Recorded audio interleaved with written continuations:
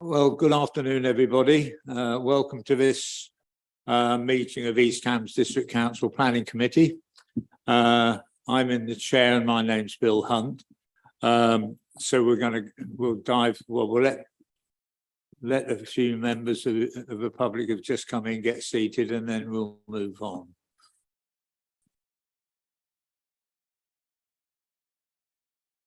Okay, we've got a fire safety announcement by Caroline Evans.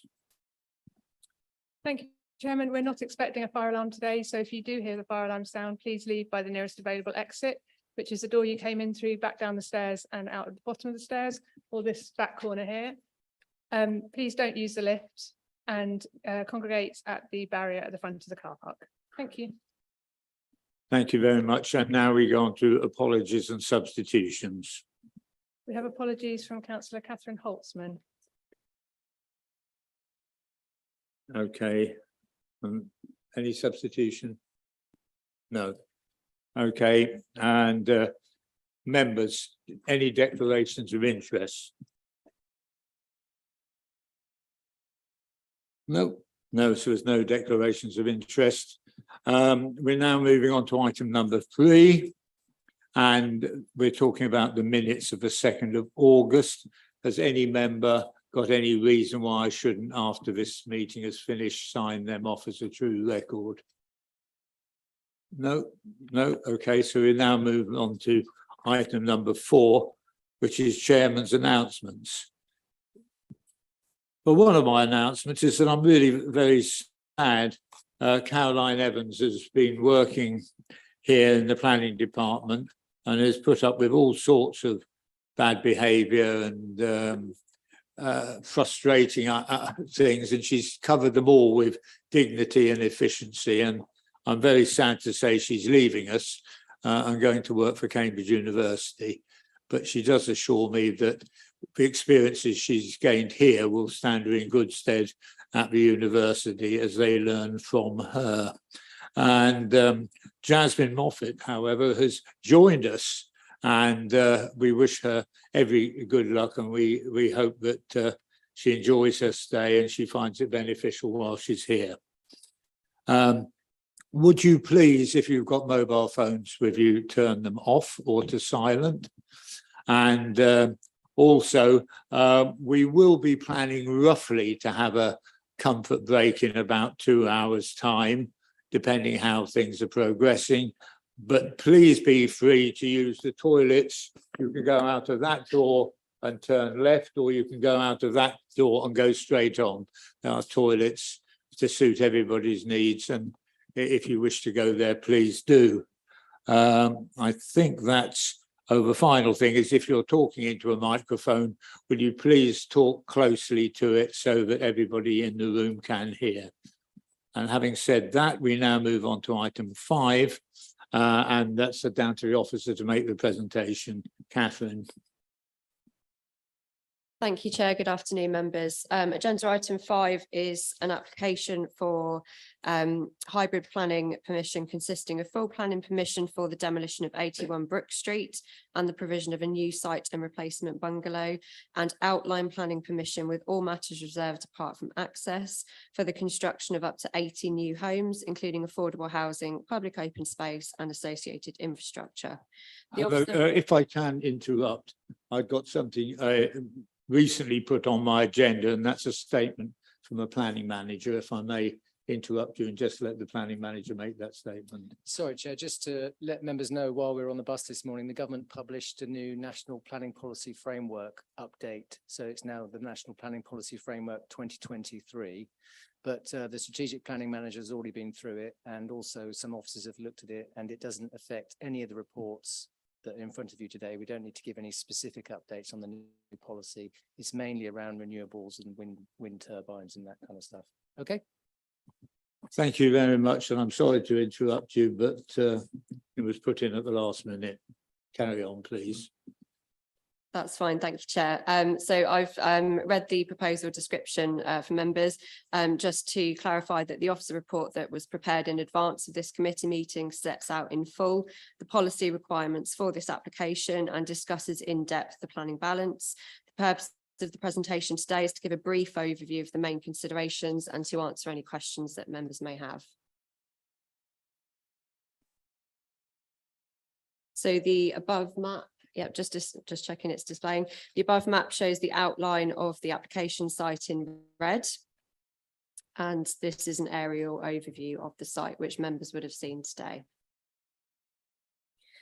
So there are two elements to this application. It's a hybrid application seeking both full and outline planning permission. So the first part is seeking full permission for the demolition of 81 Brook Street and the provision of a new site and replacement bungalow. And the second element is the outline element, which seeks consent for the construction of up to 80 new homes within the SOAM 1 allocation, including affordable housing, public open space and associated infrastructure. And just to remind members that all matters are reserved apart from access. So the main considerations of this application are the principle of development, affordable housing and self-build, residential amenity, visual amenity, highways matters, flood risk and drainage, ecology and climate change. So in terms of the principle of development, the application site is located wholly within the defined development envelope of SOAM. The outline element of the application site also comprises part of the wider SOAM 1 allocation within the local plan. Full consideration of the principle of development has been carefully considered and set out within the officer report, and it's been concluded that the principle of development is acceptable, subject to compliance with other relevant policies within the East Cambridgeshire local plan. The application is proposing 20% affordable housing and 5% self-build plots, which would be secured via the Section 106 legal agreement. In terms of residential amenity, the replacement dwelling towards the front of the site is not considered to create overlooking, overbearing or overshadowing to neighbouring properties. In terms of the wider site, it is acknowledged that the change of use of the site to a residential development will cause changes to the area in terms of outlook, and there may also be some impact from increased noise and traffic movements from the site. However, this is not considered to be significant such that planning should be refused on this basis. Indicative site plans have been submitted alongside the application to show how the site could be laid out. The indicative plans show that appropriate separation distances and orientations could be achieved in order to prevent overlooking impacts, overshadowing and overbearing, and conditions can be appended to any grant of permission regarding construction times, construction environmental management plans and ground piling to ensure that construction operations do not significantly impact on amenity. In terms of the visual impacts, the proposed replacement dwelling is of a modest scale and design. The dwelling would be set back from Brook Street and have a limited street presence. The outline element of the application is all matters reserved apart from access. So the details of design, appearance, landscaping and scale would be brought forward at a reserved matters stage. However, the illustrative plans indicate that an appropriate scheme could be brought forward which retains trees and hedgerows and provides a high quality design. The landscape visual impact assessment concludes that there would be a small number of visual effects, but that these would be localised and limited in extent. In terms of highways, the site access would comprise a priority T-junction from Brook Street. There are no objections from the local highways authority or the Cambridgeshire County Council Transport Assessment Team. As part of the proposal, the existing footway on the western side of Staples Lane between Brook Street and Fordham Road would be widened. The proposal would also secure financial contributions via Section 106 legal agreement for the A142 Fordham Road A1123 roundabout improvement scheme. Public footpath number 82 runs through the site and would be retained, and the definitive maps officer has recommended conditions to be appended to any grant of approval. In terms of ecology and biodiversity, the applicant has submitted an ecological assessment alongside the application. Biodiversity net gain will be achieved via the provision of high quality habitats within open space, with a calculated gain of 12.6% for habitats and 11.5% for hedges. The Wildlife Trust have been consulted as part of the application and have advised that they are satisfied that the proposed biodiversity net gain is realistic and achievable and meets the East Cambridgeshire biodiversity policy requirements. They note that the applicant proposes to contribute towards the SOAM Commons Access and Biodiversity Enhancement Project. by way of mitigation for the recreational impacts on East Fen Common arising from the development. They advised that with the additional mitigation proposed by way of financial contribution, the impacts on East Fen Common could be reduced to negligible. And that would be secured by a Section 106 legal agreement, and conditions can be appended to secure biodiversity net gain. In terms of flood risk and drainage, the application site is located within flood zones 1, 2 and 3 and varies across the site. The site is allocated as part of a wider residential allocation within the East Cambridgeshire local plan, so that's policy SOH1. The application site itself is a smaller parcel of this allocation. As the site is allocated, it has passed the sequential test insofar as development has been accepted on the site.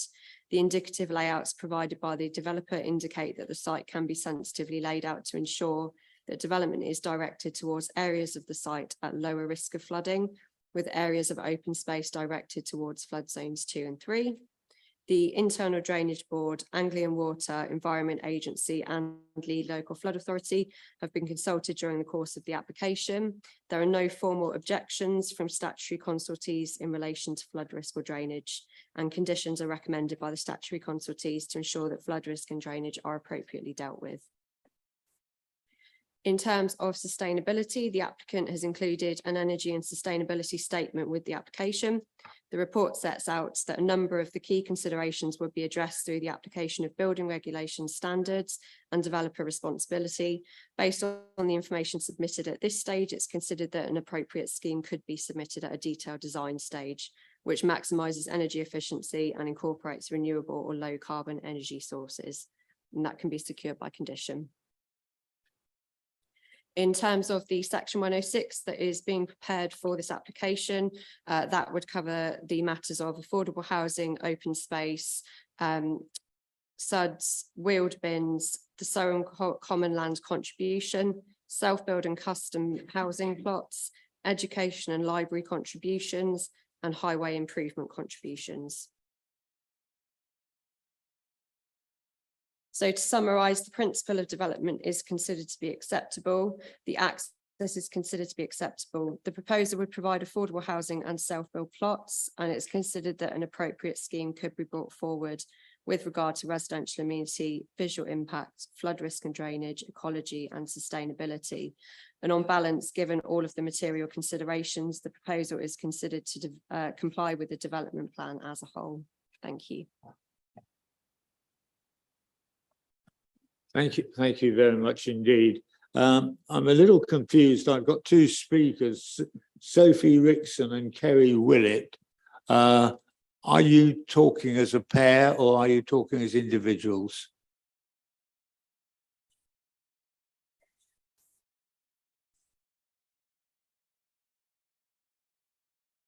Okay, well, if you'd both come up together to speak, and you can start with Sophie Rickson, and you have in total 5 minutes between you.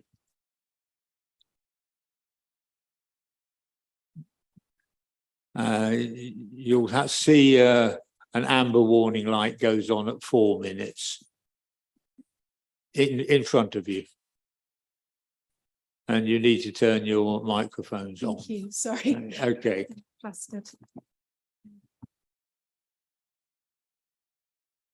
Again? Okay. This application contravenes the twin requirements on the basis of which policy SOH1 land off Brook Street was included in the local plan of 2015, namely that the district council will require the site to be developed in a comprehensive way and will expect the landowners to work together to facilitate comprehensive delivery, and that the district council will require the preparation of a master plan for the whole site. These are not minor instances of non-compliance with the local plan. The Environment Agency has stated, iterated and reiterated its contention that a detailed master plan is required for the entire site. In letters dated 15th of March and 1st of September 2022, the agency stated that if no master plan were forthcoming, the council should reconsider the basis on which the site of the proposed development were included in the local plan, reapplying the sequential test, and if that were met, then and only then, reapplying the exception test to determine both that the development would provide wider sustainability benefits to the community that outweigh the flood risk and will be safe for its lifetime without increasing flood risk elsewhere. The Environment Agency expressly informed the Council that it considers this development to be an example of unsustainable development. The agency observed that planning has a key role in dealing with the uncertainty posed by climate change by steering new developments away from areas at risk of flooding, including areas reliant on defences for their safety. And the agency noted that the single issue review has identified the ECDC will have a significant excess of housing supply over the plan period and stated that this should be a consideration in the decision over this specific application.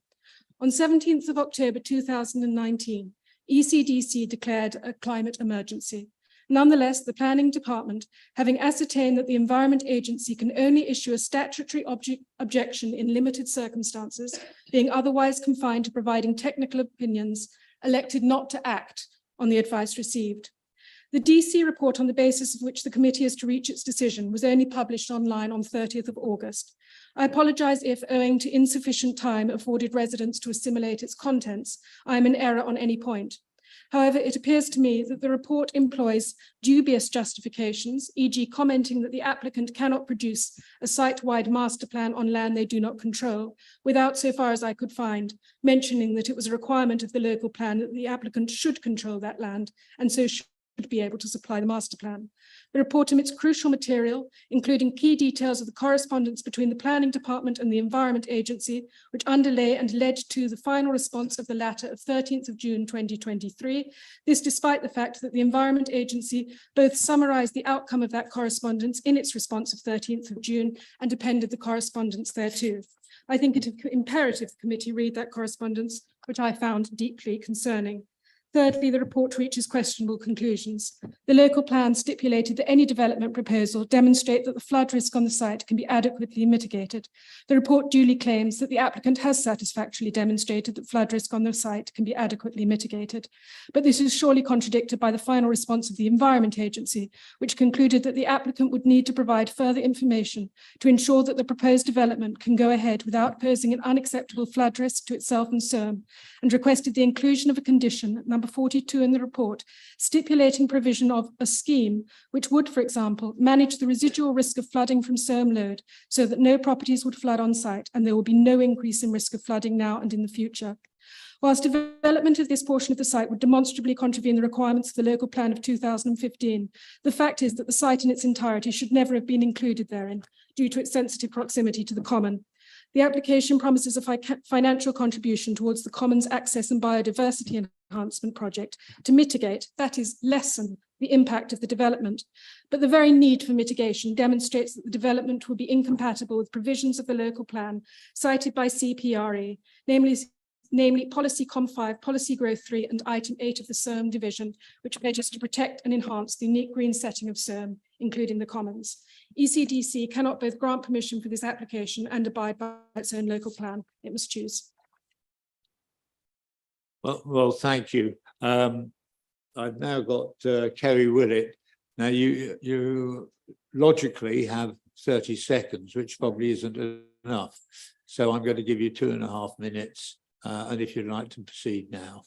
Okay, the 2015 plan for the expansion of SOAM is, in my opinion, out of date. We have learnt so much since 2015 regarding global warming and the impact on wildlife because of habitat destruction. The proposed site for the 80 houses is so close to the river and the common, it will without a doubt impact on existing species that live there. The introduction of domestic cats will kill off any of the birds and small mammals that live there, and the litter and pollution that will be generated will get into the river and onto the common. It will be catastrophic. You need to plant 37 trees per house to make it carbon neutral. So that would mean 2,960 trees. The new houses don't have solar panels or air source or ground source heat pumps. This is basic stuff and should be part of any new build home. We need to look at the future and the impact on everyone and everything with the decisions we make now. The proposed 80 houses will potentially generate 400 plus more vehicles using Fordham Road, Soham Bypass, Sand Street, Staples Lane and Brook Street. The bypass is at a standstill at peak times now. Traffic surveys are out of date because they took place before Morello Chase, Felix Park and Miller's Gate estates were built. Fordham also has hundreds of new houses and this too impacts on Soham traffic problems. Speeding and volume of traffic along Fordham Road and Sand Street stops families walking to school as it is so dangerous. Brook Street and Staples Lane will have these issues too if the 80 houses are built. The promise of a new doctor's surgery and new schools to accommodate all the new residents in Soham doesn't happen, but you still keep pushing for more houses. Please listen to the existing residents of Soham and the findings of the official surveys. They cannot be ignored. Our health and well-being is being affected by your decisions. Thank you. Okay, well, if you just sit where you are for a minute, please. Members, have you got any questions you want to ask either of these two objectors? Councillor Trapp.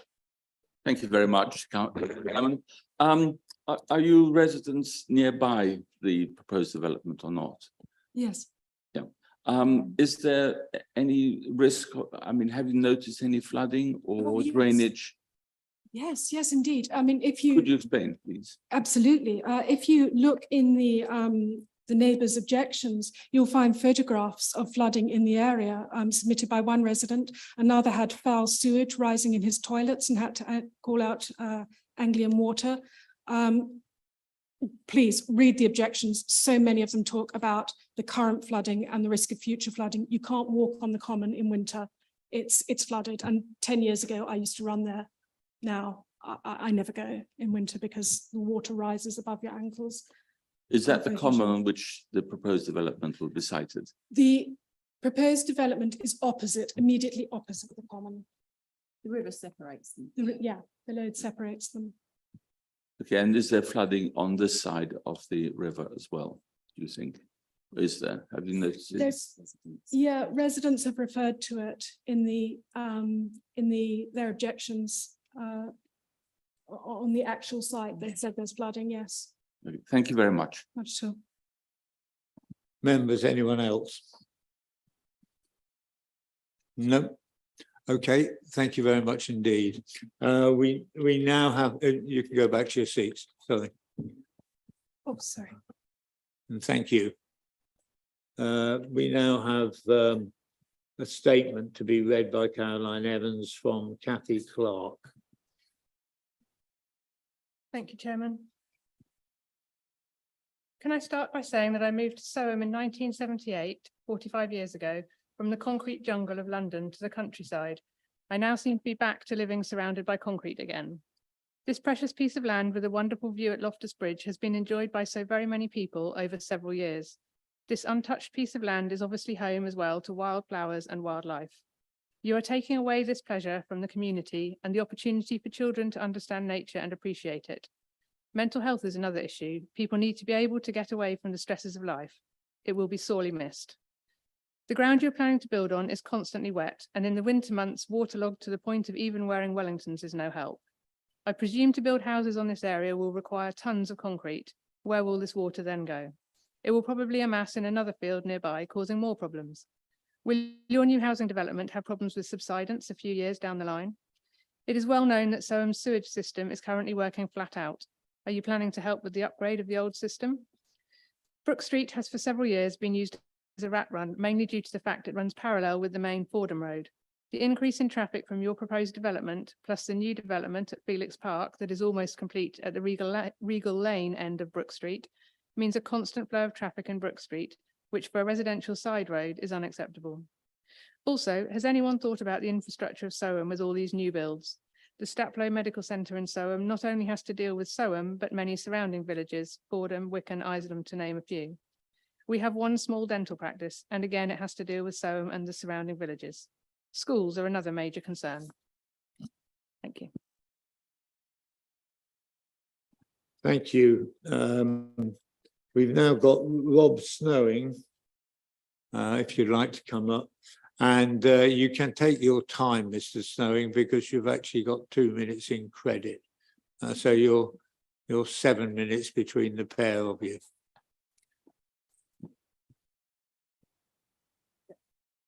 Okay. You can start and go when you wish. Thank you, Chairman and members, for the opportunity to address you this afternoon. My name is Rob Snowling, and I'm Pigeon's Planning Director with responsibility for the scheme. I'm joined today by Pigeon's Technical Director, Ryan Bruty, who's responsible for the site's drainage strategy and all related technical matters. Our application seeks permission for a high-quality landscape and design-led scheme that will create a new sustainable neighbourhood for Soham.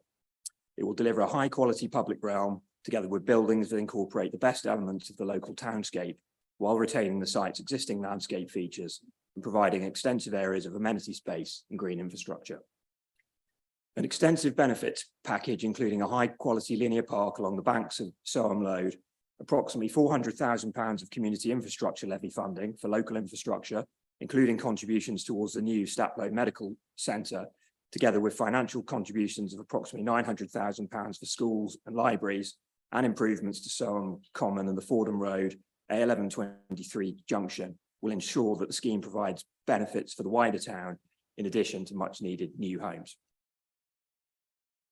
The site's proximity to existing services and facilities in Soham make it a highly sustainable and logical addition to the town.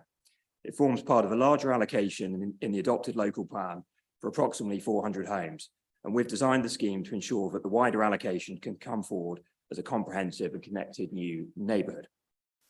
Included within this is the new linear park along the banks of Soham Lode, that has been designed so that it can be extended into the wider Soham 1 allocation to ensure the delivery of a high-quality green edge to the wider site. The scheme has also been designed to prioritise cycling and walking over travel by car, and includes the delivery of a widened footway along Staples Lane, ensuring that all residents will benefit from high levels of connectivity. The scheme will provide extensive areas of amenity space, around 1.5 hectares, linked by attractive green corridors and tree-lined streets that will create a high-quality neighbourhood within the site's well-established landscape boundaries. Ecological enhancements, including tree and shrub planting throughout, as well as wildflower planting, will provide an overall biodiversity net gain in excess of 10%. The estate management and timing of the transfer of the on-site green spaces will be secured through the Section 106, which will provide for the transfer of these spaces to either the district or the town council or a community-led management company, ensuring they're well maintained. SUD's features have been incorporated within the extensive areas of open space, and the scheme will include swales and bioretention features such as rain gardens to ensure that all surface water will be stored up to and including the 1 in 100-year storm event, plus an allowance for climate change, ensuring that there will be no increase in surface water flooding, either on-site or off-site. Furthermore, the scheme has been designed so that all homes will be protected from flooding and will be at least 300 millimetres above the maximum flood level. The banks of Soham Lode will continue to provide protection from flooding, and these will continue to be maintained as part of the site-wide estate management arrangements. However, in the event of the banks being breached, the positioning of the new homes and finished floor levels will ensure that there is no risk of flooding, and all homes will continue to be above the maximum flood level. Anglian Water has confirmed that there is adequate foul sewer capacity to serve the scheme, and that they will undertake the requisite improvements to Soham Water Recycling Centre, ensuring that there is sufficient capacity for the site and other committed schemes in Soham. All new homes will include a dwelling-centric fabric-first approach, which locks in carbon savings for the life of the building. Further carbon savings through building-centric renewable energy technologies will be achieved through carbon-saving technologies such as solar PV and air source heat pumps. Provision will be made for access to electric vehicle charging for all homes in safe and accessible locations, and all new homes will include water-saving measures. The scheme will provide new homes to meet a range of needs, including 20% affordable housing in accordance with the Council's 2019 viability assessment and 5% self and custom built homes. In addition, the scheme will provide smaller market homes that will help to meet local housing needs, including families and first-time buyers, in addition to bungalows and housing that is designed for older people. We've undertaken an extensive programme of public engagement with the local community, both pre and post submission of the application. We've listened very carefully to the comments and feedback from all stakeholders, including Soham Town Council, and have responded positively to all feedback to ensure that the scheme that is before members today is technically robust and will make a positive contribution to the town. Most recently, we met with Soham Town Council on the 3rd of July when we addressed all of their comments, and we remain confident that all of the points that they have raised have been fully addressed or will be via proposed planning conditions in section 106. We're also committed to continuing to engage with the Town Council throughout the wider community throughout the scheme delivery.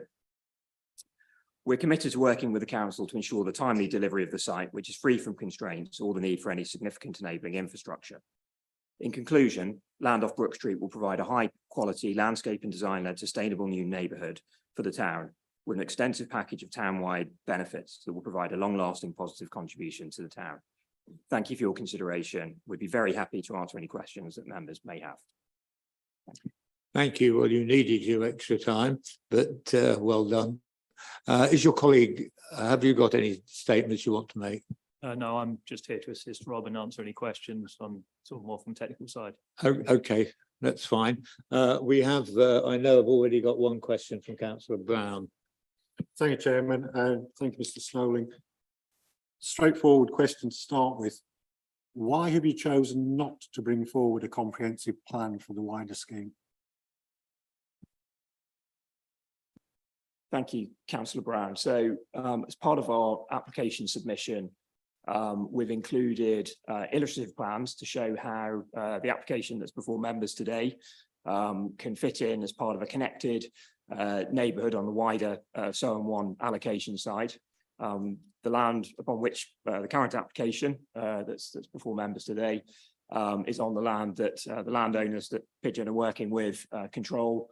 The land on the wider allocation is within separate ownership. So effectively, the application that's before members today will form the first phase of the Soham 1 allocation. But we have spent a lot of time ensuring that the scheme will facilitate the wider delivery of the Soham 1 scheme, and in particular, the linear park along the banks of the Lode, which has been designed so that it can be extended along the full length of the Lode across the full length of the Soham 1 side.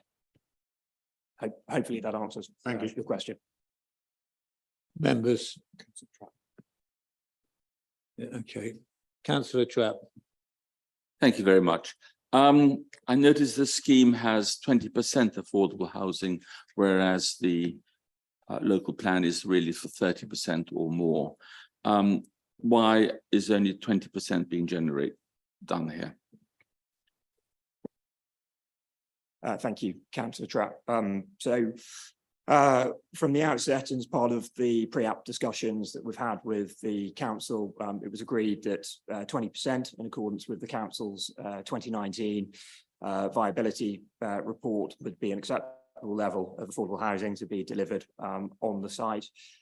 So we have worked with the council's housing officer, and we've come forward with an affordable housing, proposed affordable housing mix, and an amount of affordable housing that is as per the housing officer's request for the site. In addition to the affordable housing element, I would just like to highlight that we've included a high number of smaller market homes as well. They won't be affordable homes as per the National Planning Policy Framework definition, but that they will, by virtue of their size, be more affordable and will be attractive to people looking to buy their first home. Yes, you can. Another question. The previous speakers raised the problem of drainage, and I noticed in the report that many instances there was a query about the drainage and about how, and that also, and this is what the previous speakers also referred to, about the comprehensive plan. It seems to me that a piecemeal development like this should actually, it's not the right way of doing things. It should be the whole thing, because the drainage may be acceptable for this, but may not be for the whole wider site, and something should be incorporated perhaps as a master plan. Thank you. I'll let my colleague add some further detail to this, but I think just from a high level sort of non-technical perspective, I think it's worth noting that we've undertaken a flood modelling exercise across the full site. So we haven't simply looked at the land that's part of the current application that's before members today. We've looked at the wider SOAM 1 allocation, and we've undertaken an extensive flood modelling exercise there. And as part of that, we've ensured that all of the homes will be positioned outside of the areas that are potentially subject to flooding, and the green infrastructure is located towards SOAM load. I don't know if you want to. Thank you. I haven't really got anything to add, but I think just to, I suppose, to expand slightly, I've been involved in the scheme since 2016 when we first met with the Environment Agency to discuss bringing forward an application on the site, and dating back to then, it's always covered the whole allocation, the work that we've undertaken. It's only as part of our flood risk assessment, which is specific to our site, all the flood modelling work that's been undertaken right back to when we submitted a evidence-based review to the Environment Agency in 2017 has covered the full allocation. Thank you. Councillor Akin-Wali, please. Thank you. Just want to raise in relation to the objections raised earlier concerning the development of new homes on flood 2 and 3 in the area. You mentioned in your flood risk assessment that all new homes built on the zones 2 and 3 will be 300 millimeters above the level. Given that the Environment Agency can't guarantee long-term funding for the flood defenses in the long term, what plans are there to mitigate potential throwbacks in places where instances where the 300 millimeters weren't enough in the long term? Do you have any long-term sustainability plan in place for that? Thank you. So the 300 mil, that's only, the water only ever reaches them properties in the event that there's a breach or damage to the flood defences. It's a residual risk that we're designing against with that 300 mil. In the standard flood zone 3 event, it would, the whole site would remain dry. The reason for that is the flood defences are lower to the north of the load, so they flood the common land, as was touched on earlier. The current flood level floods to the north. Through negotiation with the Environment Agency, it was identified that we need to consider some breach locations as part. So we considered one within our site and one within the wider so on one site in the land of which we don't control, and looked at the impacts of that. So what we really done at that point was looked at raising it in the event that there is damage to the bank, 300. So the finished floor levels will be raised 300 mil above that. So I think the reason I'm highlighting that is there's already measures in place through the management of the load and the banks of the load to overcome that. And I think what we are committed to as part of our scheme is a management arrangement for the area of load adjacent to our scheme to ensure that that bank does continue to be maintained to the manner that's required. Does that answer your question? Thank you, that's fine. And second question is, have you dedicated parking spaces for accessible parking spaces in the area?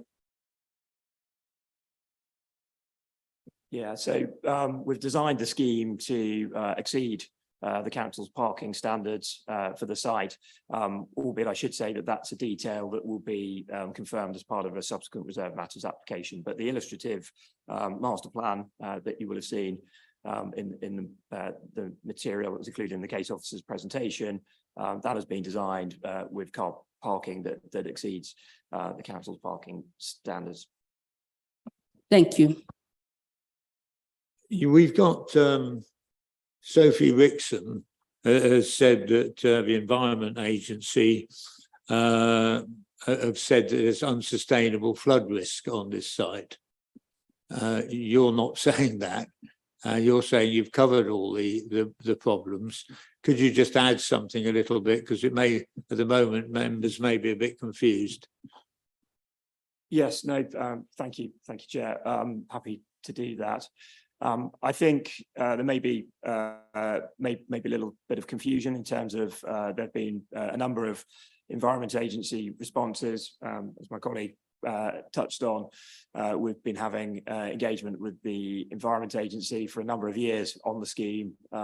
Since the planning application has been submitted, we've had a number of Environment Agency consultation responses, all of which are included within the Planning Committee report, but actually it's the most recent Environment Agency response, which is the most important one, and that doesn't raise concerns. And the reason for that is because we have addressed the Environment Agency's earlier concerns. And they are now in a position where they have recommended conditions be attached to a planning permission that would ensure that things like management of the banks along the Soham Lode will be will take place during the life of the scheme. So there are no outstanding concerns. We have addressed them all. So you feel quite confident that you've addressed everything that's the concerns that the local resident had? Okay, absolutely. We've worked very hard to address all of the technical points that have been raised, and we're absolutely confident that we have a technically robust, high quality landscape and design led scheme that can be delivered on the site. thank you. Your comments are minuted. Okay, thank you very much indeed, gentlemen. Appreciate it. And now we have Caroline Evans to read a statement from Soham Town Council. Thank you, Chairman. In answer to, does the Parish Council have any concerns about the application? They said yes. And the comments supplied are unsustainable as sewage is already at capacity for the town and will therefore struggle to take further sewage and surface water. Brook Street will struggle to accommodate further vehicles. This extra traffic will heavily impact access out onto Fordham Road. Before any works commence, the developer needs to be in discussion with the owners regarding the rest of SOH H1, as there are issues with drainage, flooding, and extra traffic on the whole development, building on flood zone 3. Thank you. Thank you. Well, there's no questions there. Now we have a statement from the ward councillor, which is Councillor Vellacott. If you'd like to come up, I'm sure you're aware you have 5 minutes and the amber warning light will go on at 4. Speak in your own time and I won't cut you off if you're just finishing your last sentence. I'll speak really quickly if the amber light comes on. Evening, colleagues. Good afternoon, colleagues. This is an afternoon meeting. Chairman, I'm here as before to represent my residents' views on the proposal, but I also aim to take a pragmatic approach to the consideration of this application. I'd like to thank Catherine for a comprehensive and well-grounded report, and I'm also grateful to the Town Council and the developer for being in touch with me beforehand. The proposal before the committee today will build on green space, and that will make residents understandably unhappy. It is also a belief of many of my residents that Soham is not readily in need of more housing, and local development must in no circumstances impact upon the common land we all love and depend on. That being said, I do recognise that this proposal is within the local plan policy allocation of SOH1 and does not take up the whole allocation. It builds only on privately owned land and therefore in that regard respects the Commons precedents in the countryside. The buildings and the surrounding area would still allow for some public green space and footpaths that are already there to be maintained. And there are even, much to my surprise, 18 market 2-bedroom houses proposed. That's something which I feel across the district is to be commended. Still, I want to highlight some important local concerns about the proposal. Many of my residents feel there is insufficient affordable housing, and that's my biggest concern as well. The report recommends we let it slide from 30 to 20% in HOU 3 based on the alternative viability evidence. And for 1-bedroom affordable flats, it's good, but it's never going to be enough for Soham. Young people and those with low incomes need more options than this in order to live in the town they grew up in or indeed anywhere. There will be an impact on nature during construction, and my residents are asking for clear assurances about biodiversity issues. We need the wide-ranging biodiversity net gain, such as this proposal, but hedgerows and nesting wildlife must be protected during construction. In terms of character, Soham has fought really hard to retain its medieval village-style layout. With public access obviously surrounded by common land, this proposal must stick to its promises of housing styles that are traditional and minimise the impact on the vista over the countryside. Looking at infrastructure now, another big concern, Soham does not yet have a sufficient train service nor provision for healthcare to allow for significant numbers of new houses, and that's not in the Section 106 agreement. So any SIL collected, community infrastructure levy, really must be ring fenced for improvements to especially the badly oversubscribed Statler Medical Centre, which well, honestly for some residents would swing the balance of this application and the houses alone. Flood risk has been obviously drawn reference to. There does lack a master plan for the entire allocation, so I welcome some of the conditions in the officer report.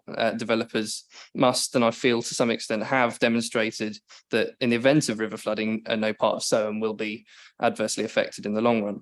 A concern obviously also exists about the overloading of the sewage systems, so I hope committee will consider this in its debates. And finally, in terms of parking and highways, whilst county highways have confirmed the roads will cope, and I welcome contributions to the O142 improvement, Brook Street and Fordham Road are still very busy at peak times, and this will be affected by construction and 80 further vehicles. Chairman, I think we've seen today great strength of feeling on both sides of this discussion. The proposal is detailed, it's respectful of Soham's character. On paper, it's good for biodiversity, open space. Section 106 will invest in our infrastructure. There is a relatively low impact on the common and it predominantly complies with the local plan. However, it is essential for the town I represent that these considerations are at least made at committee today. I therefore urge the committee to consult with the applicant either at reserved matters stage or as a result of deferral. Any proposal building on Soham's green land is not going to incite joy in my heart, nor of my residents, many of whom are very, very strongly opposed to this proposal. But I have to say, if it goes ahead, we may avoid a worse scenario in the future where, you know, touch wood, we won't. But if we have insufficient housing land and we're forced by law to simply disregard the local plan, then we build anywhere to recover it. And if that happens, my residents' concerns will be realised. Soham will lose its unique character, which we've fought hard to retain. And at least this way, development is on our terms. It's the nature of planning committee to be consulted on these controversial decisions, and it's my hope we can reach an amicable conclusion to this one, which balances the needs of Soham's residents with the sustainable progress of local development. I'm happy as always, Chairman, members, to take questions on mine and my residents' positions. Well, thank you very much indeed, councillor. Questions for the ward councillor? Councillor Trout. Thank you very much. I'm not sure if you're familiar with the area at all, as you are. How much on-street parking is there on Brook Street at the moment, do you think? Councillor Trapp, you raise a very good point indeed. There is not much parking on Brook Street at all, and it is a concern of my residents that this will become too congested. However, in terms of the 80 further vehicles being associated with the houses, there is sufficient parking on site. It's just going to be during construction is going to be a concern. Further question? Yes, please do. Thank you very much. You mentioned affordable housing and the need for smaller houses. Do you think this plan is actually providing that? Councillor Trapp, I have to say, in terms of the regulations and the legislation that I can see, it is complying with the viability evidence from 2019 that others have referenced. I think it doesn't matter how much small and affordable housing is in a proposal, Soham particularly will always need more. It's young people are already really pushed, they're being pushed out of their town that they really want to stay in. But this proposal is better than most in terms of small and also affordable housing. So you think 20% is acceptable then, where it should be 30%? I would much prefer to see it 30%, but 20% in terms of statute would be acceptable. Thank you. Thank you, councillor Lay. I have one main concern, and it's the comments made by the parish council, which says that the sewage is unsustainable as the capacity for the town is at its maximum. How can you assure me that we have sufficient capacity for the sewerage from this particular site? Thank you, Councillor Lay. And again, you raise a particularly important point, and that is not information I have to hand. I'm only sort of relaying my residents' concerns, and that is very high up on the list. So I would say, whilst it is at capacity, it probably could cope with 80 further houses, but we are setting a sort of precedent that this committee should consider very carefully whether it can sustain in future. Okay, thank you. Any other member comments to the ward councillor? No? Okay, thank you very much indeed. We now have further comments from the officers. So Catherine, have you got any more comments you'd like to make as a result of what you've heard? Thank you, Chair. Yes, I have a few. I will try and address them in some form of logical order. So in terms of the sewage capacity comments that were raised by the Soham Town Council, Anglian Water have confirmed to us in their latest consultation response that they are obligated to accept the foul flows and the development with benefit from planning consent, and would therefore take the necessary steps to ensure that there is sufficient treatment capacity should the planning authority grant permission. They are not requesting any contributions at this point, sort of financial contributions. So that has not been included within this application because they do not require it at the moment. I would reiterate, I do not have any objections from statutory consultees regarding drainage. The consultee response from the Environment Agency dated the 13th of June sets out that they are satisfied at this stage that the proposed development could be allowed in principle, and they've requested conditions to ensure flood risk is managed appropriately. In one of the appendices to that consultation response, they state that all of the concerns that have been raised are focused on flood issues outside of their remit, and they advise that in these cases they do not normally attend or directly contribute to appeals. I do not have any objections from the lead local flood authority or the internal drainage board. Regarding detailed matters such as parking layouts and numbers of spaces, this would be considered at a reserve matters stage. So the drawings that have been submitted are indicative. In terms of Councillor Vellacott's concerns regarding construction and the impact on Brook Street, we are recommending conditions to ensure that we have a construction environmental management plan so that those matters are handled as part of a condition. And in terms of the comments regarding the loss of green space, I would just reiterate that while a public footpath runs through this site, this is privately owned land. This is not a part of the commons, so it is private land. That's all I have to say at this point. Thank you. We now have questions for the officer. Members, now's the time to ask the questions. Councillor Ambrose Smith. Thank you. As it's been stated, 30% affordable houses would be the ideal, but it is true that both Littleport and Soham, it is recognised that 20% is more realistic. That you can confirm that, can't you? Yes, I can confirm that. Any more questions? Yes, Councillor Lay. Yes, I see that 20% seems to be acceptable, but of those 20%, what are we saying we're going to have houses that are going to be rented?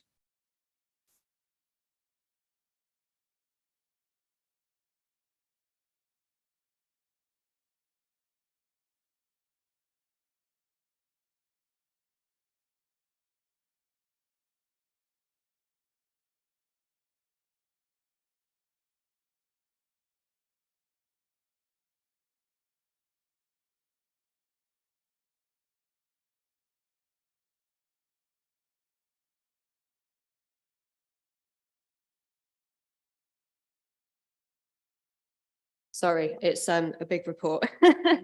Yes, so the housing officer has reviewed the application.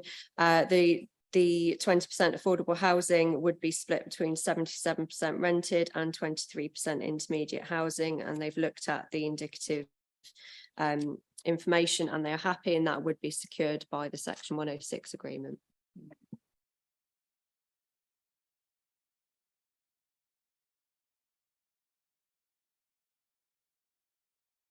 Thank you, Chairman.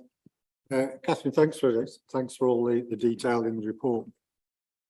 If committee is minded to approve it this afternoon, would the reserve matters application automatically come back to committee, or do we need to ask for it?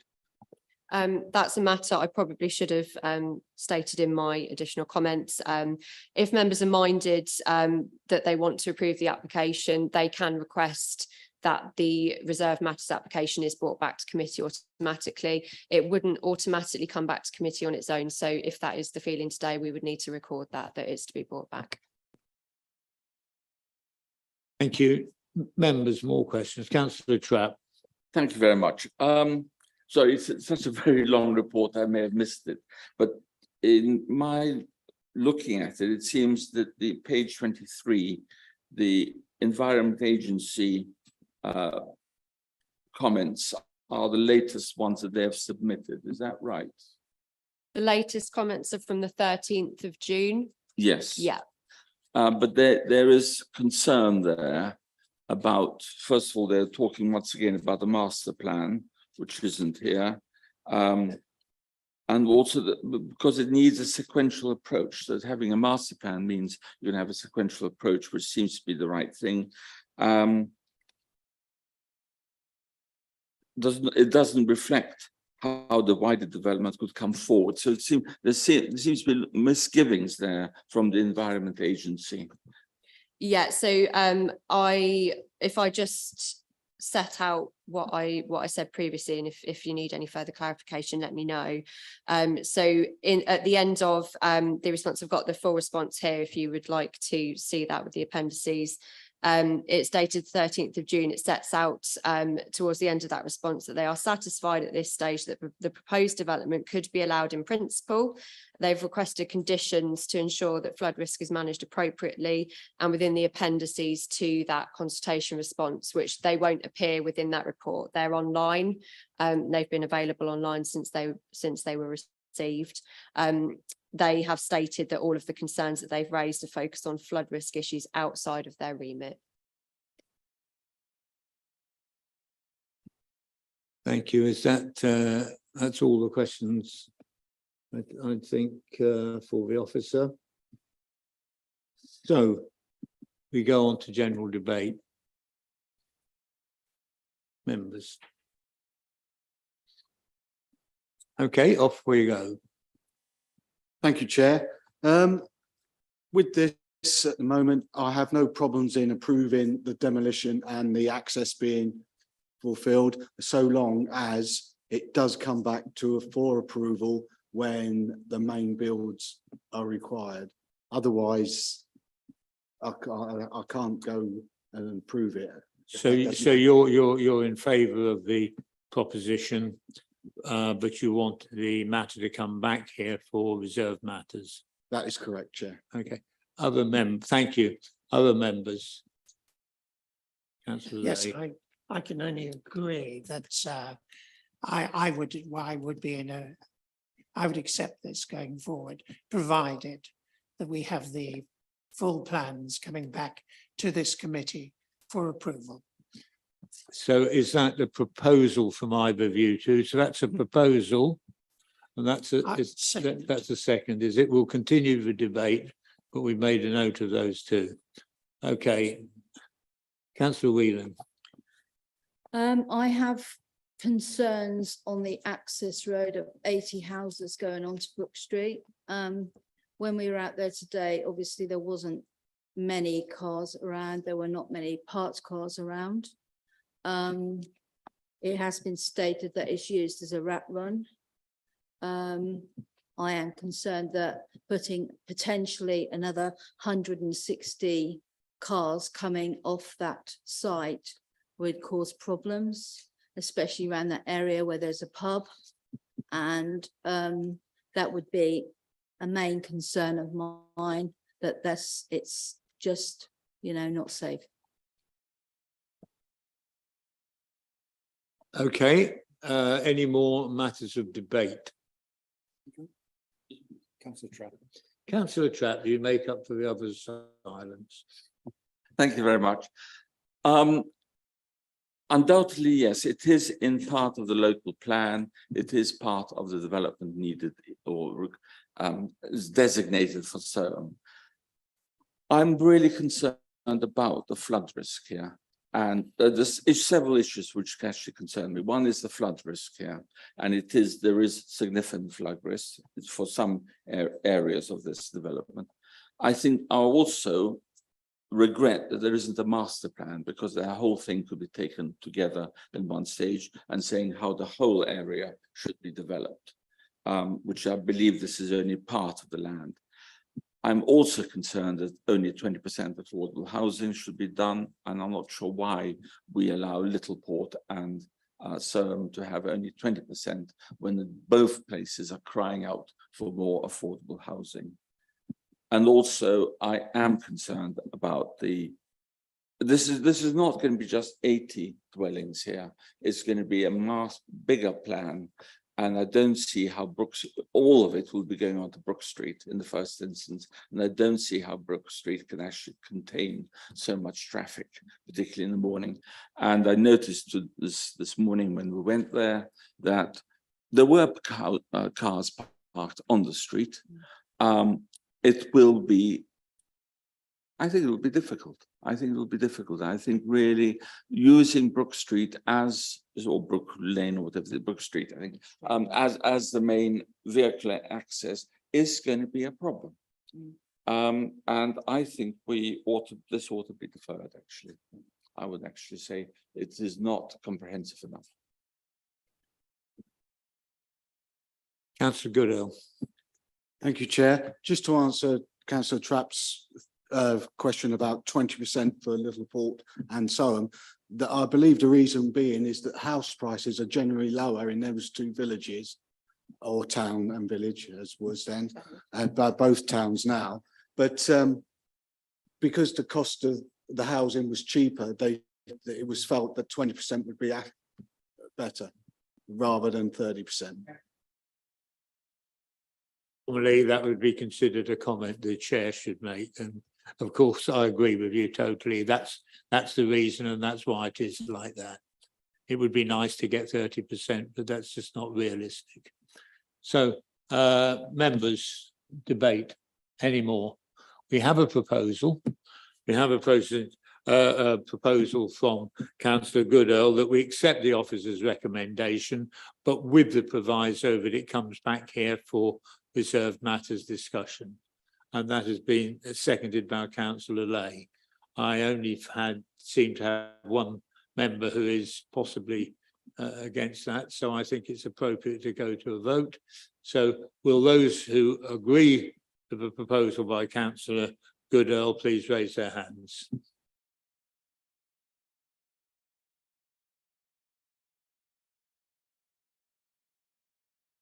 Will those who disagree with the proposal? And do we have any abstentions? No. That motion is passed with 7 votes in favour. Sorry, that motion is passed with 7 votes in favour, 3 votes against and no abstention. Okay, so that matter is approved, and those members of the public or who are in the public gallery, if they wish to leave, please do so now. If you wish to stay, you're more than welcome to.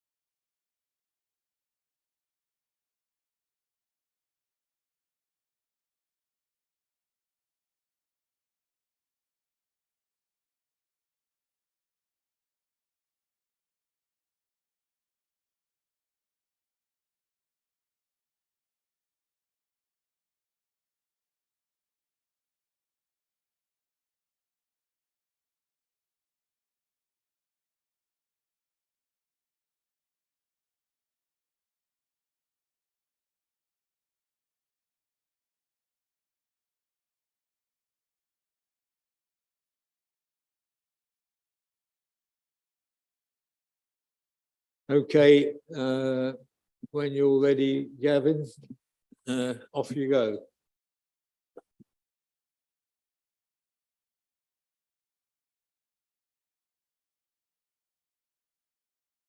Thank you, Chair. Good afternoon, members. So item 6 is an application for 4 bungalows affordable bungalows at the site west of Skylarks in Whitford. I'll just take you through the location plan quickly. So the site, as I said, is located to the western side of Whitford. Open countryside extends southwards with a linear row of dwellings to the north. It's outside the settlement boundary, but immediately adjacent, with the Skylarks site now forming part of the development envelope for Whitford following adoption of the neighbourhood plan. The land itself, the application site itself, is undeveloped currently, as members would have seen earlier from the site visit. And the site is accessed via New Road, which is a public byway which runs directly from Main Street and Sutton Road at that junction point there. Here's a sort of panned out view using Google Images, showing the site, which I've edged red, relative to the sort of the wider settlement there. So the proposal is for 4 affordable dwellings, comprising 2 affordable rent and 2 shared ownership. Access is via the existing Skylarks development, the estate. They're single story, semi-detached in pairs, with measurements approximately 20 metres in length by 9 in depth, with ridge heights of 5.5 metres. Each will be served via its own driveway, which will accommodate 2 cars. And the proposal is to be connected into the existing drainage network. So the main considerations are principal, visual amenity, highways and access issues, residential amenity, biodiversity, ecology, flood risk and drainage, and energy and sustainability. So in terms of principle, the policies that sort of really direct that are set out both in the neighbourhood plan and the local plan, which forms the development plan for the purposes of assessing this application. The main growth policies seek to generally direct development to the most sustainable locations within East Cambs. And obviously those policies also seek to strictly control rural development in the countryside in the interests of protecting the countryside and also the settlements themselves. One of the exceptions to this, though, are the small scale affordable housing schemes, which this proposal is setting out. The neighbourhood plan criteria set out there, which I've sort of emboldened, generally cover a demonstration of need, accessibility, and avoiding significant character harm. So in the interest of need, as identified in the report, the applicant hasn't undertaken a specific housing needs assessment for Whitford. However, the council's strategic housing assessment, market assessment, does indicate a high district-wide need for 2-bedroom units. The neighbourhood plan itself, the feedback undertaken ahead of the adoption neighbourhood plan, also indicates a strong need for low-cost, affordable rent and shared ownership, and also for bungalows. The council's housing register, as of today, indicates that there are currently 2 applicants waiting for 2-bedroom properties in Whitford, and there are over 500 on immediately adjacent settlements also waiting for the same.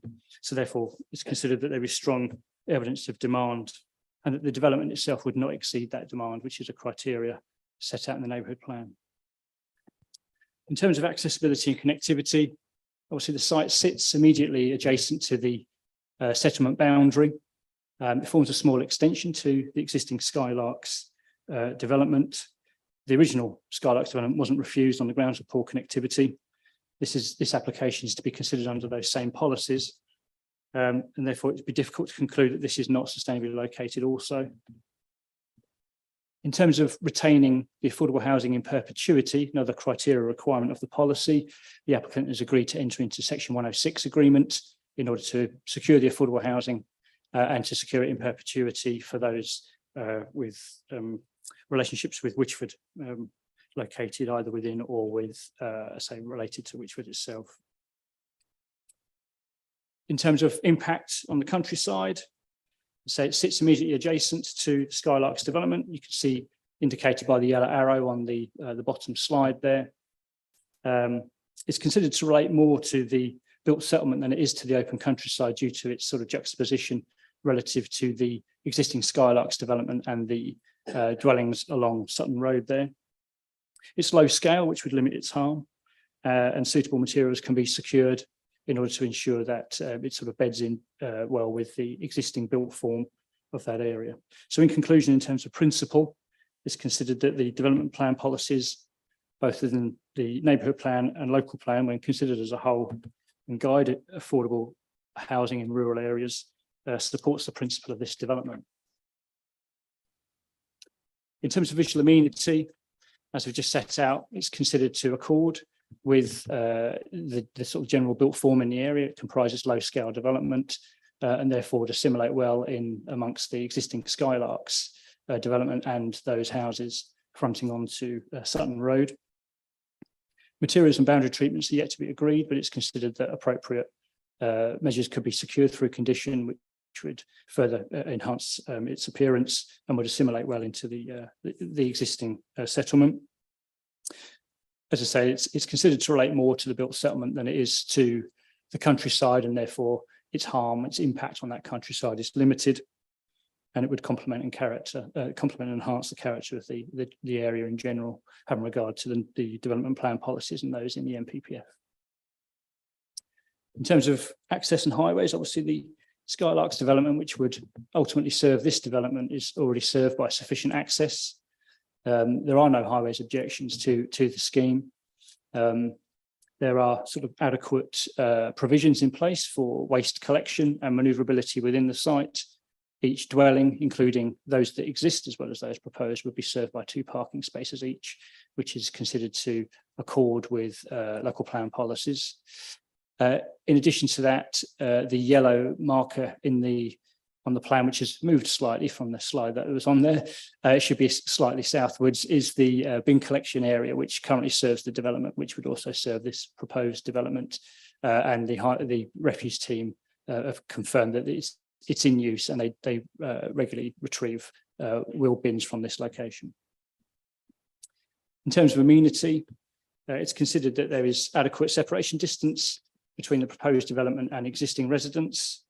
It's low scale and therefore wouldn't cause overlooking, overshadowing or overbearing, particularly given its separation distances. Also, there's adequate garden space for each dwelling in accordance with policies. Ground contamination has been confirmed to be unlikely in this location. In terms of construction, the hours are proposed to be restricted in order to protect the amenity of existing residents. And it's considered that, in general, a high quality living environment could be achieved through this development for both existing and future occupiers. In terms of ecology and biodiversity, the application is supported by a biodiversity net gain and site appraisal of the area. It's considered that in general, the site is of relatively low ecological value. It does identify that the boundary hedges and trees around the perimeter of the site, not within control of the applicant, offer high value biodiversity, and therefore there is a protection plan proposed to ensure that these are not compromised during construction. In addition, a maintenance plan for ongoing maintenance of that hedge, particularly along the western boundary, is proposed to ensure that appropriate measures are maintained for that hedge itself where it overhangs into the site. There are opportunities for biodiversity enhancements to ensure that essentially the loss that would occur as a result of the development is compensated for through those enhancement measures. And those enhancement measures are really directed towards sort of aerial animals such as bats and birds, which obviously would forage through those hedgerows and trees as well. And it's considered that, subject to an agreed scheme to be agreed through condition for biodiversity, the development would accord with the development plan policies. In terms of flood risk and drainage, as you can see on the plan there, so the top right photograph shows the culvert that currently runs underneath the access to Skylarks, which members would have seen earlier today. We also took a walk to the existing shallow ditch that runs along that western boundary, highlighted on the plan here. This picture shows it having been cleared, I believe last year sometime. It's considered, and the plan below shows the sort of the drainage strategy, which essentially relies on the use of underground storage to then sort of receive flows from the proposed development and direct them eastwards towards the open drain that runs along the byway, adjacent to the byway. There were no objections from the local flood authority. Harry Pickford from the flood authority joins me today. Should there be any questions on matters of drainage?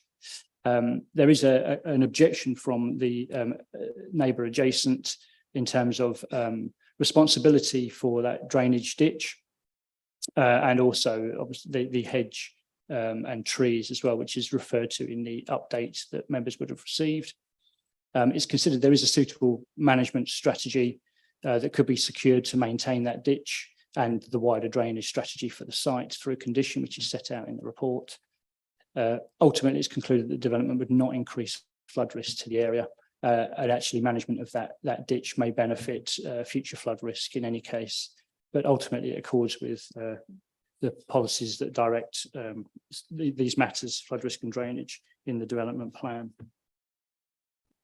Finally, in terms of energy and sustainability, the applicants confirm that the development would be built to the latest Part L building regulations, which is a requirement in any case, which is obviously focusing on the conservation of fuel and power. There is a condition recommended to ensure that the development does, however, maximise energy efficiency before relying on renewable energy sources, which is what the essentially the policy and the SPD require to do to ensure that it's sort of a fabric first approach is adopted. But other than that, it's considered that it would comply with policy EMV4. So in assessing the application, the local planning authority must consider the application in accordance with the development plan, unless material considerations suggest otherwise. Having regard to the balance of the application, it would result in the introduction of 4 affordable bungalows, where there appears to be a strong indication of need. This would obviously bring social and economic benefits.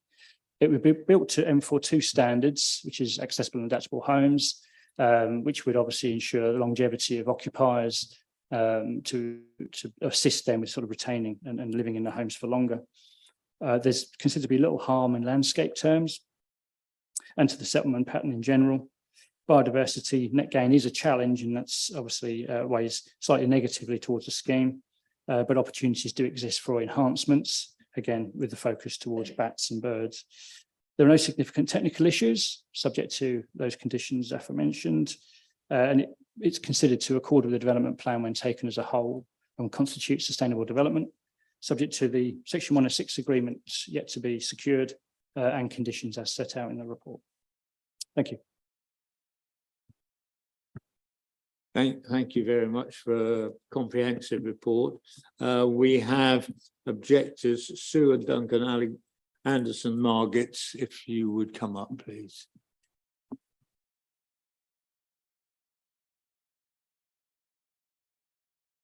You have 5 minutes and the amber light will go on at 4. Start.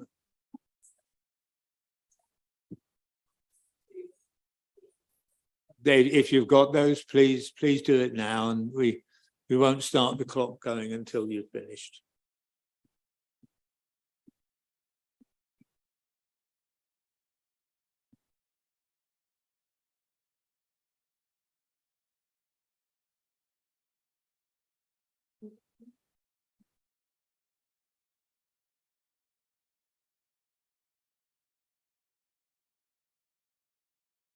I've got one.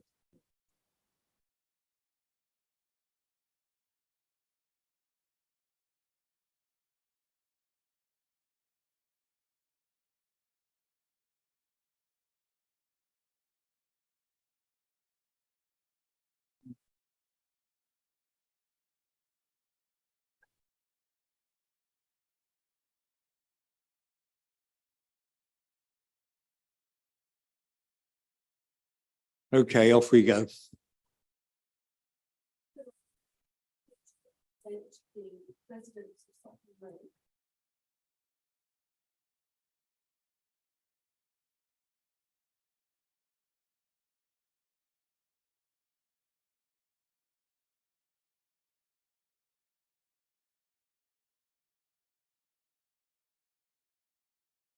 Could I ask you to switch your microphone on, please? So sorry, can everyone hear? Okay, the summary points. This has been a contentious site for 8 years. And this latest one for over 4 years, having been withdrawn once when the planning officer at the time was of the opinion that it was overdevelopment, but it was withdrawn before it could be refused. This does raise questions of planning consistency. Regarding material planning conditions, there are a number of materially obvious planning conditions which are not met. The first is that of wildlife and habitat disturbance. There is no full ecological survey. There is only a provisional one in the appendix of the planning statement, which clearly contains a number of inaccuracies. In terms of biodiversity net gain and carbon offsetting, evidentially from Hayden's own report commissioned by the applicants, this clearly states there will be net loss. And I think we can demonstrate very easily that the biodiversity on this site would be affected and lost, whereas in fact the opposite should be the case, particularly given the BNG protocols required by the planning authorities. I'd also like to say about the ash tree on our boundary, which is TPO'd, and the hedge which has existed for as long as maps go back. We've actually had it looked at by a chartered land surveyor who confirms this. Essentially, they will be affected because it's virtually impossible to protect the roots, and the measurement of the root protection area around the ash tree, is not given. We estimate, based on standard measurements, that it needs at least a 7.2 metre radius. I would also like to say a few points about flood risk and drainage. Obviously, this is a contended boundary, and we have been seeking to try and reach a settlement with the other landowner for 18 months, but without any engagement whatsoever.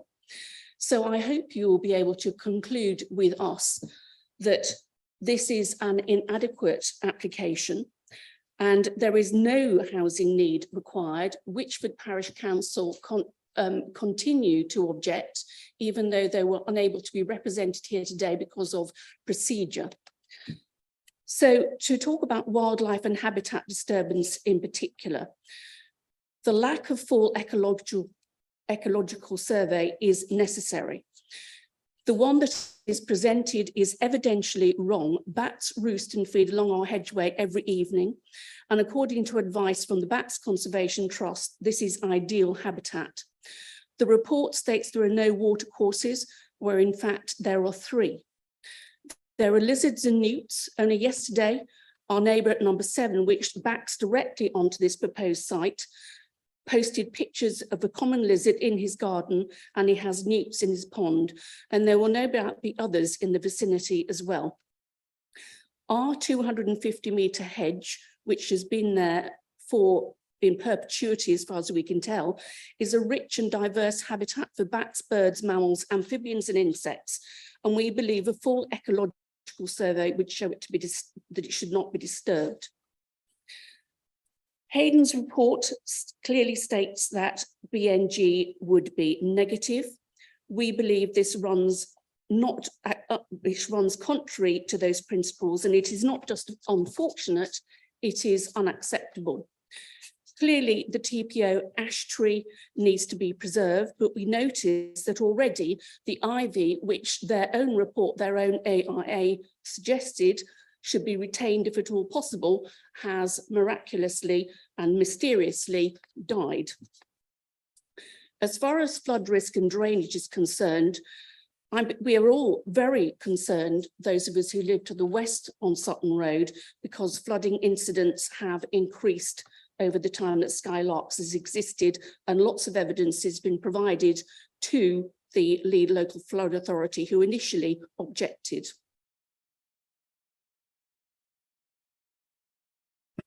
Thank you very much, and it's spot on the time. Members, questions for local residents?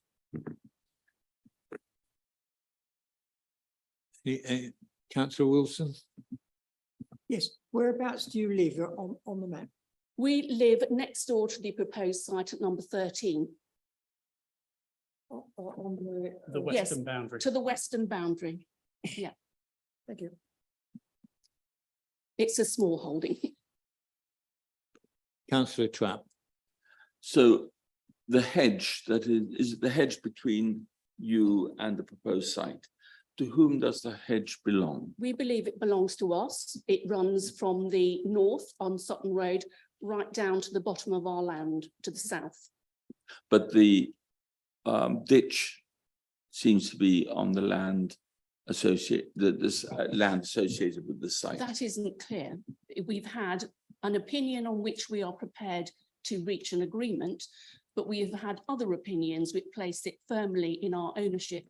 And not only that, when you look at the hedge and ditch rule, in 99.9% of cases, the hedge and ditch rule applies and both belong to the same.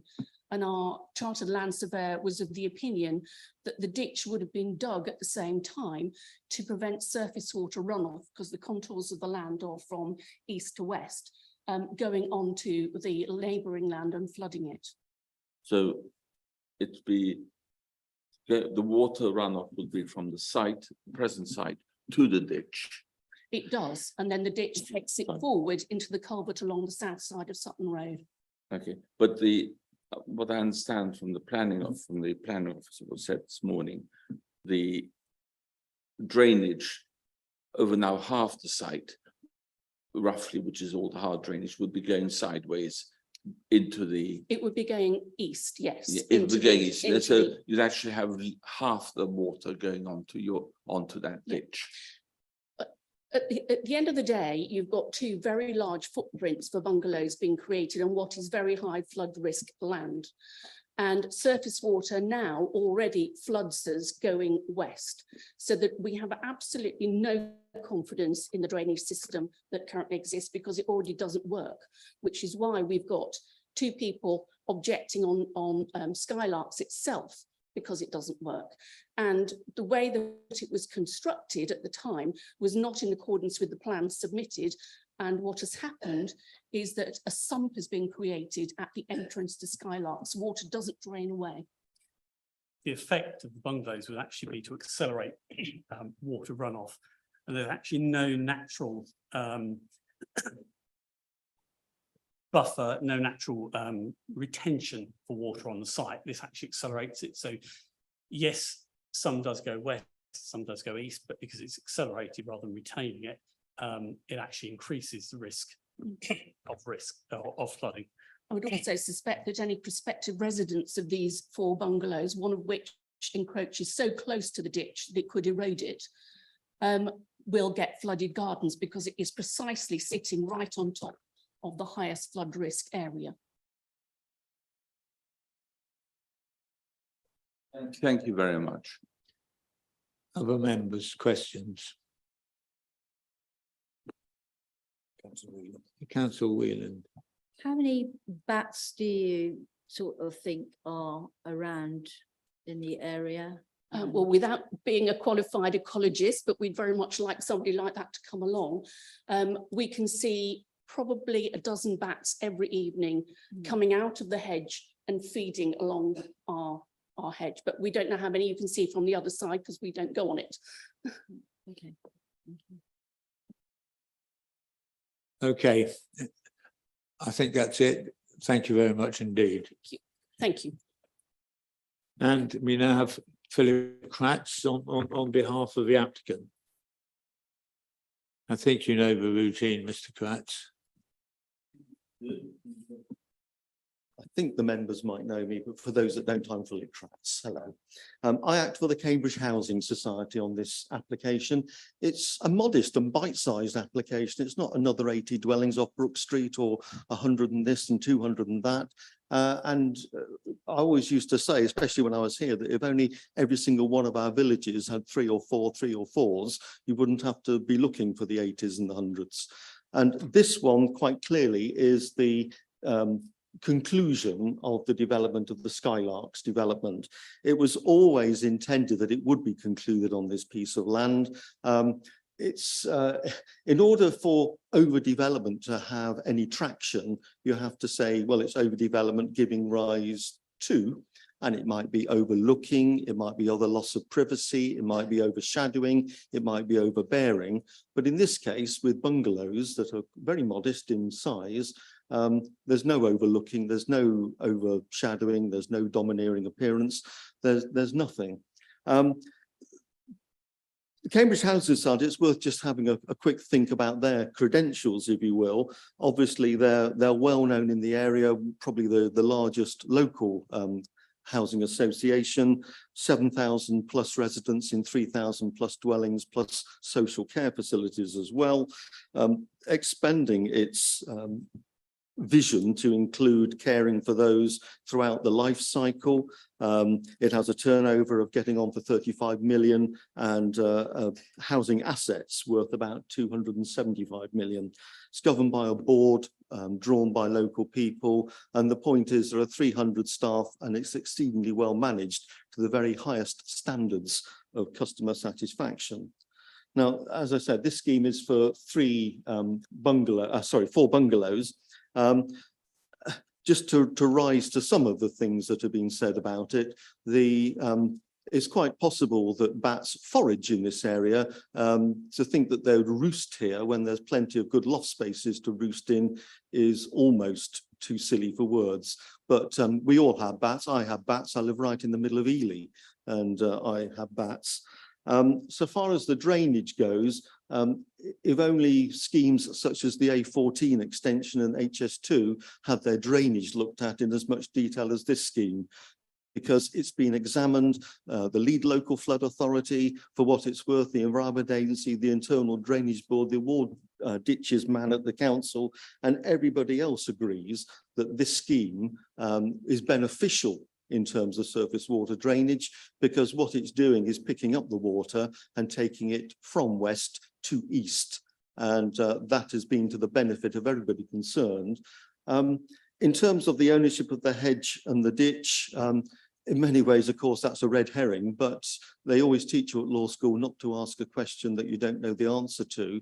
And of course, the objectors found out on Friday from their qualified chartered surveyor that the ditch belongs to them, the hedge belongs to them and the ditch belongs to this development site, which is good because it means it can be put within the management of the Cambridge Housing Society, and there'd be absolutely no ambiguity about it.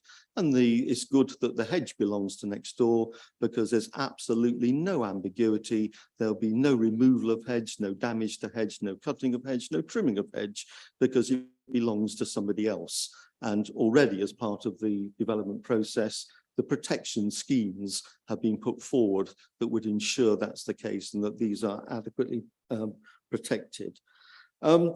In recent years, and probably since I left the council, there's only been 3 bungalows provided as affordable housing to meet the needs of the elderly and less mobile. Those 3 bungalows, of course, are on the first phase of Skylarks. So these are another 4 bungalows to meet a specific need for an aging population.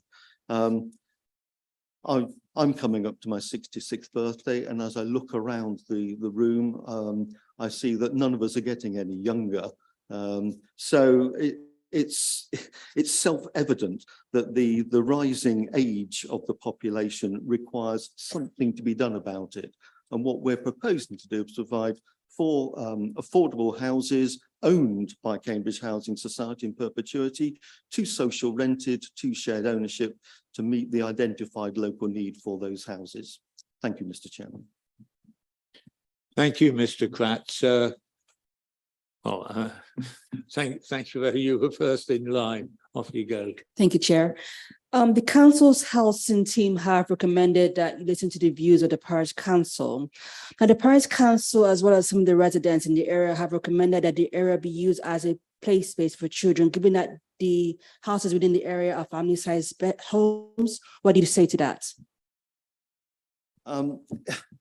It's not a good area for, well, I'll rewind. I've been involved with many residential developments, and the need for play areas in appropriate spaces, appropriate locations is self-evident.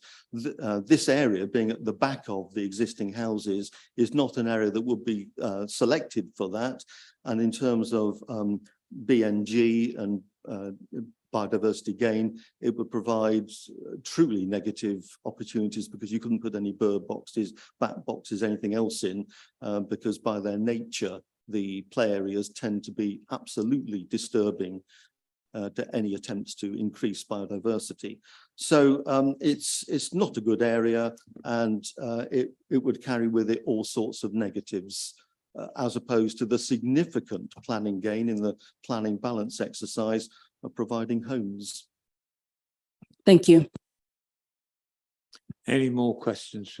Oh, Councillor Wilson, I think, was just there. Thank you, Chairman.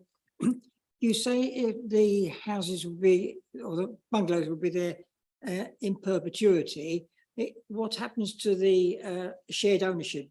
Are people allowed to share up to 100% or not? Because there will be no public funding going into these, it is possible to have a scheme whereby there is no right to staircase as there would have been had public money gone into the scheme.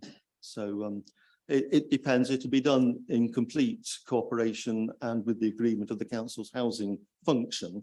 So it depends. But certainly Cambridge Housing Society would intend that they be shared ownership in perpetuity, and it is possible legally to do that. So are you saying that if somebody did staircase right up to 100%, if they want to sell, they would have to come back to you, so it would retain in shared ownership? There'd be a mechanism, but the starting point is that we would prefer not to have them staircased. If they wanted to own 100% of a bungalow, perhaps they could go to Cheffins and look for a bungalow to buy. So this is intended to meet a need, and it's a long-term need. And one more question, if I may, and that is, when you were building the rest of this little cul-de-sac, why didn't you put this in as well and therefore make it one complete? If only I could have my time over. It was always intended, obviously, because it is obvious from the site plan that this was intended to finish off the scheme. At one stage, there was a question mark over funding, and the 4 bungalows were the easiest bit just to disaggregate. So that's the only reason why it's only the money.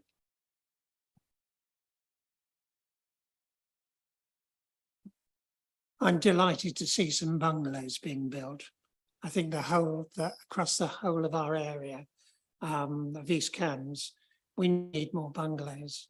But I have, however, one observation about your site, and that is if we go back to the plan of the layout of the site, that'll do fine. If we have a look at bungalow number 27, having visited the site this morning,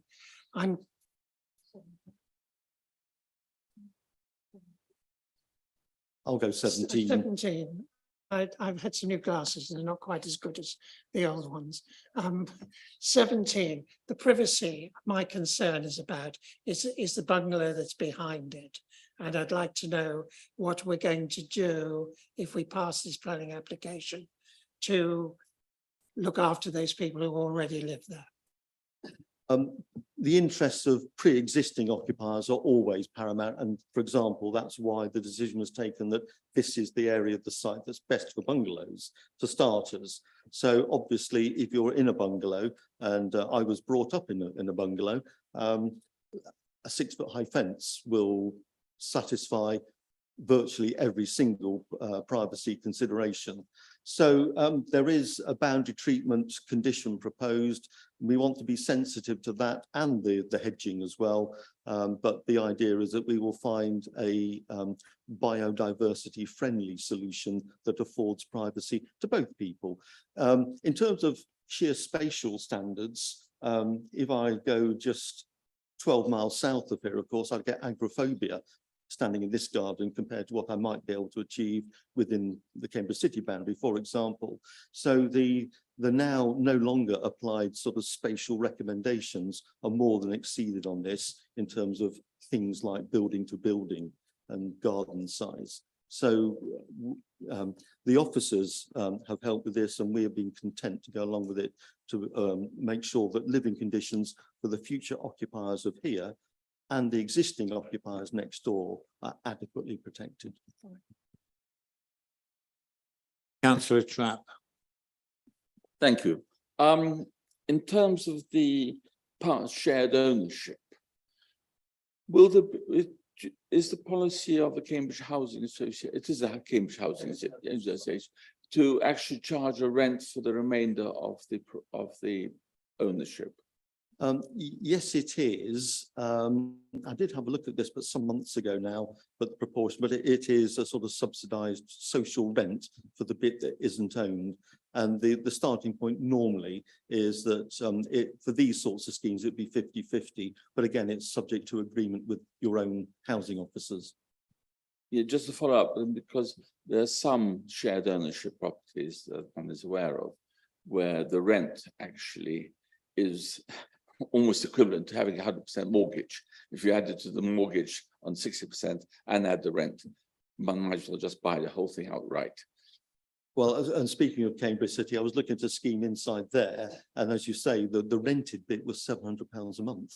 So no, it was like something like, and don't hold me to this, something like £117 a month for the rented element that wasn't owned. It is truly affordable. It's then. affordable, yeah.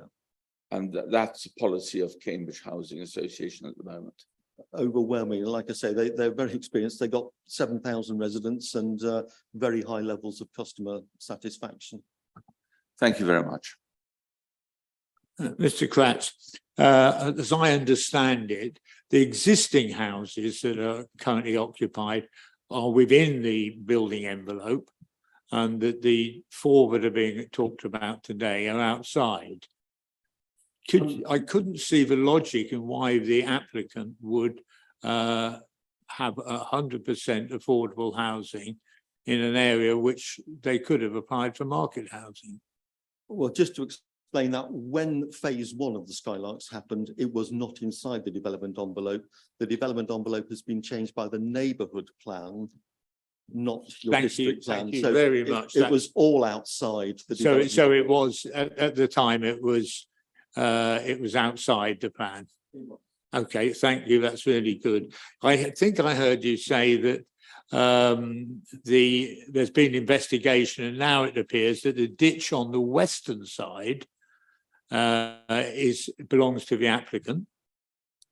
Well, this has been the result of the neighbours' commissioned survey from a chartered surveyor, which was shared with me on Friday of last week, and I think with some members. So it seems to me that if that is owned by the applicant, it would be reasonable, and it has been suggested by officers, that a maintenance plan is put into effect, and that should, in my view, protect the existing residents and be a benefit to them. Would you agree with that? 100%, and it's always been a concern, the ambiguity over the last couple of 3 years. There is now no ambiguity, and that can fairly and squarely be put onto the Cambridge Housing Society as an obligation, and it will simply be added to their maintenance schedules. Okay, I don't know, we've got a lot of discussion about flooding here, and I don't know whether it's appropriate, because normally we don't have representatives of the local authority. Is it likely that members are going to be asking the expert from the county council questions? I think it might be. I don't know if you want to. Do you think you'd be kind enough, just for tidiness, to go and sit next to Mr. Kratz, and we'll consider the applicants, and we'll ask members to ask your questions over there.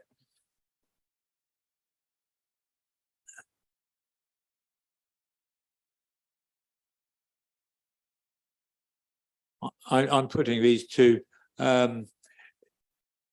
Can you say, as an expert, and it's really nice to have you here this afternoon, can you say as an expert that the risk of flooding for the existing residents in Sutton Road and also the Skylarks development will not be increased by this application? So from what we've been provided with in the report, the proposals are to take the water from the development to discharge it over to the east, which would be taking a volume of runoff which would naturally discharge into that ditch on the west. So in terms of the amount of water that will be reaching that watercourse itself, the existing one on the western boundary, the proposals are to take a volume of that and discharge it away from there. So there'll be a reduction in the amount of water naturally discharging into that ditch itself. So as an expert, you're saying that the flood risk would not be increased by this development. In anything, it could be reduced. From what we've been provided, yes. So the calculations have also been provided for the kind of lifetime of the development, which are kind of in line with what we'd look for in what development provide for the 100-year plus climate change. I was looking at, I had fortunate enough to go and see the site with the officer, and I looked at the culvert that was on the entrance to Skylark, and I must say it seemed to me to be twice as, or had excess capacity. Is that your expert view, or do you differ? I'm not sure what the actual discussions were to install that culvert. I have seen it, and it is very large. It is much larger than what would necessarily be needed for a ditch of that capacity. Yeah. Okay. Permeability, I didn't understand. And I'm looking to you for expert confirmation, either yes or no. The bricks that are put in the existing Skylarks development on the road would be the same, if approved, would be the same in the new bit. Yeah, so it's the use of the permeable paving, which would allow the water to filter through the surface of the road itself. And the water goes through those bricks because there's gaps where tiny little gaps between the bricks that allow water to go through. That's exactly what it looks like to me. Yeah, no, exactly. There's gaps in the bricks which are filled with kind of a sediment, and then the water percolates through that surface and is managed within the sub base of the road itself. I was I heard it that there was no interference with existing neighbours from visual or impact. There is a bungalow that clearly is overlooking that site. Looks like it's a privately owned bungalow. And am I right in assuming, this might be you, Mr. Kratz, that your clients will make quite sure that there's proper boundary treatment there? Absolutely, and the condition is agreed that will allow for that. And I say it's one that will be looked at and agreed with the officers, rather than simply saying we'll whop up a 6-foot high fence. It'll be something a little bit more sensitive than that and appropriate to the quality of the finished product. Okay, I think now, I'm sorry I've hogged that. Members, have you got any questions for basically the applicant and the expert that we've got here today? Councillor Whelan. The drainage ditch at the side, obviously the bungalow is fairly is it plot 15, is it? The 15? Yeah, 15 is quite close to that. Will that have an adverse impact on the whole system? I am told not, and I believe it because I've been to that site more often than I've been to visit my mother in the last 3 years. And I've never actually seen the ditch fulfilling its purpose as a ditch. And certainly when I went to have a quick look the other 48 hours ago to make sure it had been mown to allow for access, yet again, I didn't see any water in it. Yeah. So, and I'll defer to the expert on that, but no, there is sufficient space so that the bungalow and its environs doesn't interfere with the functioning of the ditch. Yeah, well, So far as the ditch works, it would feed the ditch that goes along the southern boundary. But to be honest, I don't think that the ditch on the southern boundary is going to be troubled much by the water that comes from here. Yeah, the scheme was always designed to go to the ditch on the eastern boundary, and just to respond to what Mr. Chairman says, yes, you know, when that was engineered, it was engineered to take these 4 additional dwellings and also to account for future climate change. And I think the initial reaction of the society was, how much? Because it was sort of over-engineered, but it was engineered to a standard which was, again, reflects what the society do, because they don't cut corners on things like that. So yes, it's a very well-engineered culvert. Can I thank you two gentlemen for coming and sitting there? And also, can I ask you, when you return to your seats, not to leave in case members have additional questions to ask you before we've made an opinion. So if you could return to your seats, but stay on site until we finish this agenda item. Thank you very much indeed. We now have Caroline Evans to read a joint statement from District Councillor Caroline Shepherd and County Councillor Lorna Dupre. Thank you, Chairman. As District and County Councillor respectively for Wychford, we would like to make the following observations to the Planning Committee about this application. The Parish Council has objected to this application on the grounds of drainage and flood risk, the location of the site outside the village development envelope, and the loss of amenity space. Flooding. Incidences of flooding to surrounding properties have been notable since the building of Skylarks, with properties along the southern side of Sutton Road being particularly vulnerable. We are concerned that this application will add to that risk. We are also concerned about uncertainty over the accuracy of the western boundary to the site, which raises questions about ownership of the ditch and access for maintenance. Land ownership is in itself not a planning issue, but granting consent while these matters are unresolved is likely to create problems for maintenance of the ditch and exacerbate the flood risk. We are also unclear how conditions can be put in place for maintenance of features whose ownership is unresolved. We would urge the Planning Committee to avoid creating a situation of multiple riparian responsibilities, as the lead local flood authority notes in its response. The LLFA is generally opposed to this approach, as the onus of maintenance is divided across future landowners, meaning a lack of maintenance by one future resident may lead to flood issues to the wider site and surrounding land and property. Location. As the Parish Council notes, the site is outside the development envelope for the village as established by the parish's adopted neighbourhood plan. It is therefore being classified as a rural exception site. The applicant has been urged on several occasions to commission and submit a local housing needs survey to evidence the need for the development, but has failed to do so. We would urge the Planning Committee to uphold the status of Wychford's neighbourhood plan. Amenity space.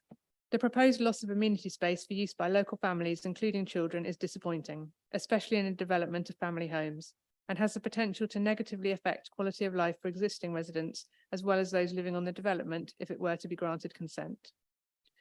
Finally, the construction and occupation of the existing homes at Skylarks was very considerably delayed when it was realised that the proposed 8.5 metre wide access road off Sutton Road and Main Street along Byway 7 could not fit into the available 7 metre space. This means that the access road to the existing homes is already a cramped compromise, and we would be concerned at proposals to add further traffic to this. We also note the representations from the resident of 13 Sutton Road relating to biodiversity on the site, and would urge the Planning Committee to take her observations into account. Thank you, Chairman. Thank you, Caroline. And now we have any comments from the office, please. Yeah, thank you, Chair. Yeah, if I could just perhaps through you just go through perhaps a couple of points that have been raised that Harry from the LFA hasn't already addressed, but I think just starting in terms of, there was reference to overdevelopment. I understand Mr. Kratz has already sort of responded to that, and I'd probably concur in that sort of overdevelopment you would generally assess in terms of sort of visually how it would work, layout terms, how maneuverability would exist, and also sort of amenity impacts. And obviously it's officers considered in this instance that actually the development itself functions adequately within the site and won't cause significant harm or severe harm in terms of sort of visual impacts or amenity impacts. So it's not considered that overdevelopment is an issue with this particular proposal. In terms of biodiversity, I think taking the sort of residents' comments into account, in terms of the survey work that was undertaken, officers are consider it's a sufficient survey has been undertaken in order to guide them through this application, particularly having regard to the PPG planning practice guidance, which suggests that a proportionate approach should be taken to schemes. And it's considered, as I say, that there is sufficient detail within the survey work that's been undertaken to give officers confidence that enhancements can be secured and that no significant harm would come to any protected species on this particular scheme. Obviously, that doesn't denude the developer of the obligations under the Wildlife and Countryside Act, should they come across any protected species during construction. Obviously, this may not go ahead for a couple of years yet, for all we know, and obviously ecologies can change potentially in that time, and therefore the Wildlife and Countryside Act is an imposition on all of us to ensure that we sort of protect protected species and don't cause harm to them, which is an obligation on the developer itself. I think in terms of sort of the discussion over net gain, biodiversity net gain, etc., I think I'll just read a passage, if I can, from the conclusion of the biodiversity net gain assessment, which says it should be noted that the biodiversity units calculated for the site post-development using the small sites metric beta don't take into consideration enhancement features added, such as log piles, bird nesting boxes and other invertebrate habitats. It's therefore likely that the net biodiversity gain would be higher as a result of these additional measures and a suitable replacement for the losses on what is an ecologically poor site. So what that really means is, obviously, whilst it identifies it can't essentially replace some of the lost grassland through this development because of the delivery of the dwellings, nonetheless, enhancement opportunities are available, which could secure some gains, albeit probably not at the 10% that is likely to be required as we move forward through regulation once adopted and made statute in a few months' time, anticipated for November. So again, it's not considered that there's a biodiversity harm in that regard, and that it would accord with policy. Just in terms of the councillors' concerns over compliance with the local plan and neighbourhood plan in terms of housing need, I think the report identifies that the applicant hasn't undertaken a housing needs assessment. However, this is a small scheme of 4 dwellings, bungalows, 2-storey bungalows at that, and there seems to be sufficient information and evidence both through our current housing register, through the neighbourhood plan comments that came through, and our own strategic housing market assessment to indicate that these 4 two-bedroom bungalows would not be an over provision within this particular area. Obviously, the general strict approach to ensuring that only what is required is delivered in these exception sites is mainly to make sure that we don't cause undue harm to the countryside. It's about protecting the countryside. It's about protecting the settlements as they exist. Obviously, the assessment undertaken with this scheme is that it doesn't cause countryside harm because it's because of its relationship to existing developments. And therefore, obviously, the need to control it is perhaps reduced somewhat. But nonetheless, it's considered to be compliant with what the policies aim to achieve nonetheless. In terms of amenity space, obviously the original Skylarks development didn't propose this area to be amenity land, nor was it required.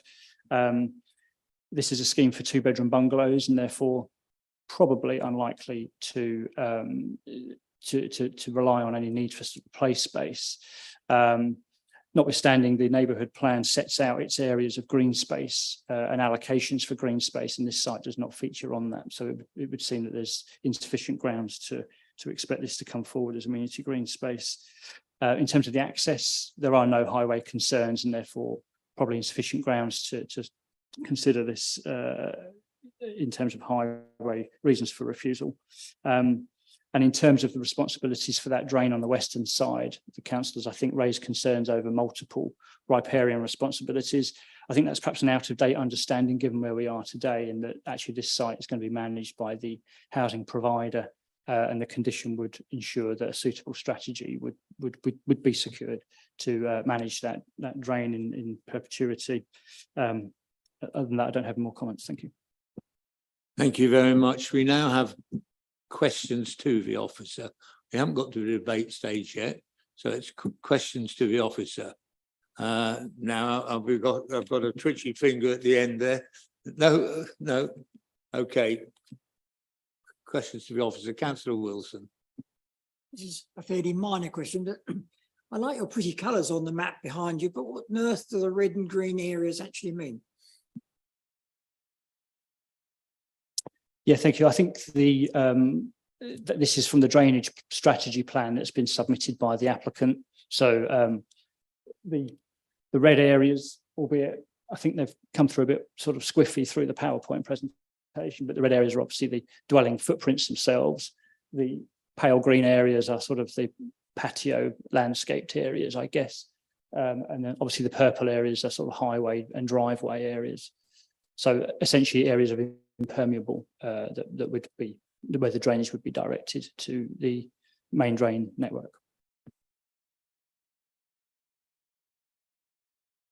Councillor Trout.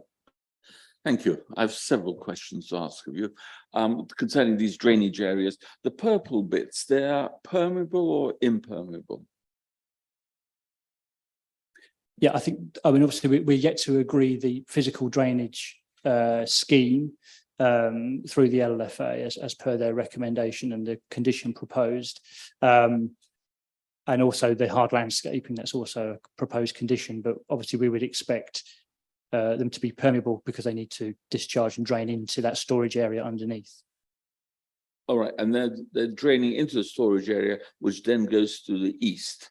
Is that right? Yes, right. Yes, via a Okay, hydro fine. rake to slow down the flow. And all the water off the buildings and the patios around them is going to go to east as well. I think certainly off of the roofs, obviously via guttering, etc. In terms of the sort of the small areas of patio around it, yeah. I think that may be quite difficult to ensure it's directed fully into those areas, but obviously it's only a very small minor area of the overall development. So it seems that about 50% of the surface water is going to go east rather than remain on the land. I'm just looking at the red area, the supposed, well, it's orangey red areas and purple. Yeah, I think when you look at the red and purple areas, it's quite a substantial part of the scheme. Roughly, I mean, between 40 and 60%. Yeah, I've not measured it, but yeah, but with rough, okay, fine. The Whitford Parish Council thing, statement on 3rd of November on page 6 says, ongoing drainage issues remain of concern. While on-site drainage may be adequate, this feeds into an off-site ditch which has inadequate outflow. So where is the inadequate outflow? Is that at the culvert on the west side?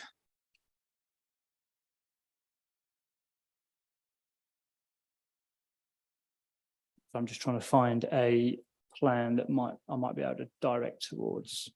So I'm not entirely sure, obviously, their understanding of the drainage network or the drainage proposals with this site. Obviously, that's their comments, but what we're looking at, and I'll try and point it out on the plan, on the aerial photograph. So basically the drainage exits where the culvert is underneath the main access point. Yes. And then leads southwards via the open drain. And there is then a culvert that turns it 90 degrees, where I'm sort of pointing roughly here. Yeah. Which then sends that further west before it then heads north and up to the Catchwater to the north there, before then discharging north of Meeple. So that's all I can really say in terms of my understanding of flows, and obviously it's that drainage network that the LFA consider has adequate capacity to take flows. But there was mention of some buildings from Skylarks getting flooded, I think, earlier by the first speakers. Sorry, I didn't catch your name, so I can't. Sue. Okay. But Sue mentioned that there was some flooding of existing properties even at the moment. What do we know about this? Well, the comment came in obviously a while back about the flooding. It doesn't actually provide me or us with any sort of precise detail as to what that was or what the extent of that was or even why that was. Obviously, I would assume that they would want to direct that towards the housing society if there's potentially a blockage somewhere within their system there. But it may well have been the rainfalls that were experienced in 2020, winter 2020, which a number of properties experienced heavy rainfall where water hung around for quite a while, I think, and that's my understanding. But again, I don't really have any specific detail over the nature or scale of that flooding. It was a one-off comment that came in. Could one put S106 agreement about management of the ditch and of flooding, if it exacerbates the flooding problem, that we could actually put some kind of condition on the ditch and the culvert. I think if we're in any doubt that this couldn't manage flooding adequately, then you would need to consider whether it's an appropriate form of development or not, rather than relying on a 106 to potentially mitigate a problem that you may think exists. Officers don't consider there is a problem and will be a problem with flooding as a result of this development. It won't exacerbate any existing issues. Thank you. And also, Whitford Parish Council says it's contrary to the Whitford neighbourhood plan, but it's looking at it as an exception site. It does say the Parish Council does not agree with the applicant's unsubstantiated assertion that the criteria for rural exception sites are met in this case, but it actually doesn't. It says there's no substantiation by the applicant, but also it doesn't actually substantiate its own assertions. What do you think? Well, obviously, I've assessed it myself, separate to the parish. Unfortunately, obviously, they're not here to discuss the application today, but certainly my assessment of it, I've gone through the principle, which really is that policy that you're referring to there, and that's set out quite clearly in the report that when you take all the criteria into account, it's considered that, you know, on balance, that principle is acceptable because there is an identified need based on current evidence, and it meets all the other criteria, in my opinion. Thank you very much. Well, I think we now move on to the debate period. So, Councillor Ambrose Smith. Thank you. I'm delighted to see this very small development of 4 single-storey dwellings. I think there will be people queuing up to consider moving into them. I took the opportunity to have several minutes this morning standing within the existing development, and I was really impressed. I thought it was tidy, well maintained, attractive. There was instances of toys outside the front of 2 or 3 properties. So this is going to be a fairly mixed community, which I think benefits everyone who lives there. And I've no reason to think that the 4 dwellings won't be built to a similar standard. You know, it seemed calm and pleasant, and yeah, just what such development should be. Thank you. I would be happy, of course, to propose that we follow the officer's approval recommendation. Caroline will make a note of that you've proposed it, but we'll continue with the debate. We've logged that, your thoughts. Did I see Councillor Wilson? Thank you, Chairman. I would be happy to second this. I think we have had so many attempts at building outside village envelopes and this is all affordable housing, and it's run by the Cambridge Housing Society, and we can see from looking at the rest of that little development that it's being run well by Cambridge Housing Society. The fact that we got bungalows and small bungalows at that is just what we need in East Cambridgeshire. We have far too many people trying to build 5-bedroom houses in all over the place, and which we don't need so many of. So I think we've got a really good small development. I'm very pleased that we've managed to sort out the ditch, and it's clearly the Cambridge Housing Society's problem of keeping that clear, and I'm sure will keep it clear. That will make life better for everybody, and therefore I'm happy to support the officer's recommendation. It's a bit, but does that mean including seconding councillor? Yeah, we'll make a note of that. Members? No one else? Councillor Trapp? I agree with this is the kind of building we should be including in our mix.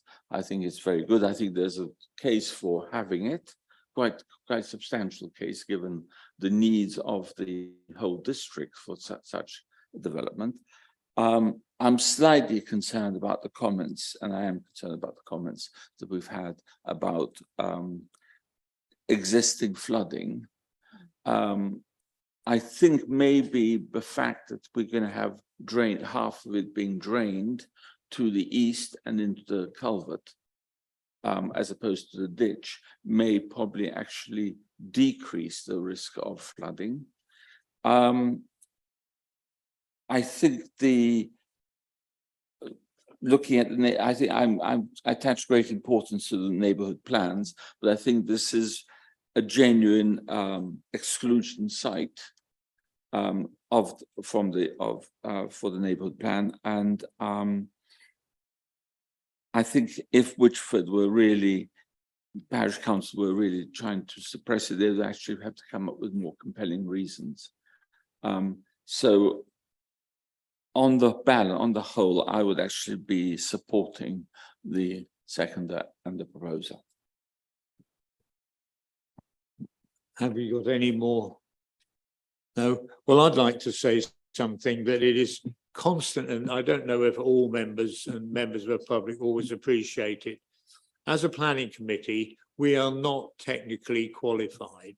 There are some items, and I'm going to refer to it in a minute, like the character of a village and things like that, and whether it's acceptable visually or whatever. Those are the things that fall within our remit. But we are not allowed, where we have an expert who is strong in his opinion, her opinion, to disagree. We are not qualified. So if we've got a flood authority expert who is telling us that the risk will not be increased, it would be silly for us to go against that wish, because that would leave us subject to appeals and things like that. It's the same with highways and various things where you've got experts at the county council. We must take notice, and I've taken great notice of the fact that the expert has firstly come here this afternoon, but secondly said there will not be an increase, and therefore we don't really have a choice but to accept that. So that's where I'm coming from. I've had sleepless nights almost over this case since the agenda came out, and I've tried to think what's the right thing to do and what's the right thing to do. And I have to say now, because the only thing, I cannot dispute the fact that there will be no increase in floods, because that's what we're being told by an expert. But what it can do is to say to the committee, will there be a significant harm to the character of the village? This is the sort of decision we should make, and look at it and say, it will harm be done. Now, my view is I don't think it will. I think there's you can see over to Wilburton, which is 5 miles away. So I don't think there is. So that's an area where members should consider is the harm this may or may not do. But taking issue with an expert is not the best way of going forward. So I'm actually going to say that I will be supporting Councillor Ambrose Smith's motion. But that's me in my debate capacity. Any more debate capacity from members? No? Okay, well, we're going to go to a vote now. So we've got it, a proposal from Councillor Ambrose Smith that we accept the officer recommendation, and that's been seconded by Councillor Wilson. So will those in favour of that motion please raise their hands?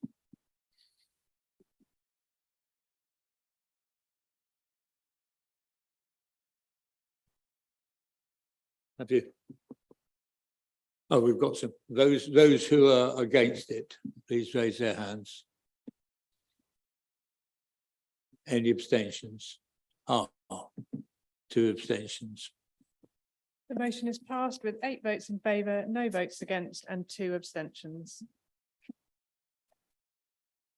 Okay, so that application has been passed, and I'm now going to close the meeting for till 4:20 for comfort break, and those people who wish to go may, and those wishing, and for the two gentlemen, I got to stay on. Your arrest is now removed, and you're welcome to leave. And thank you for coming.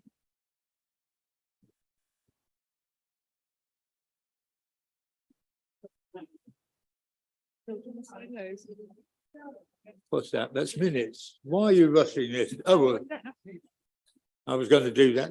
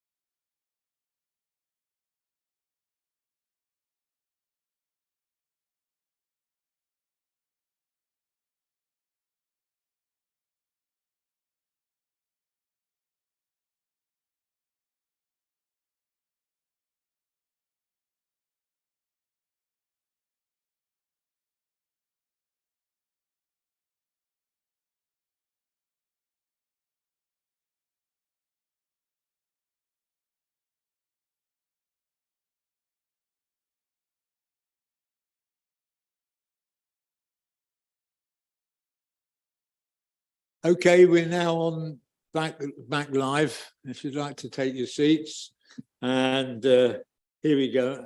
And we've got item number 7, and it's Andrew. Thank you, Chair. This is an application that is for an outline consent for a retirement care village and affordable dwellings.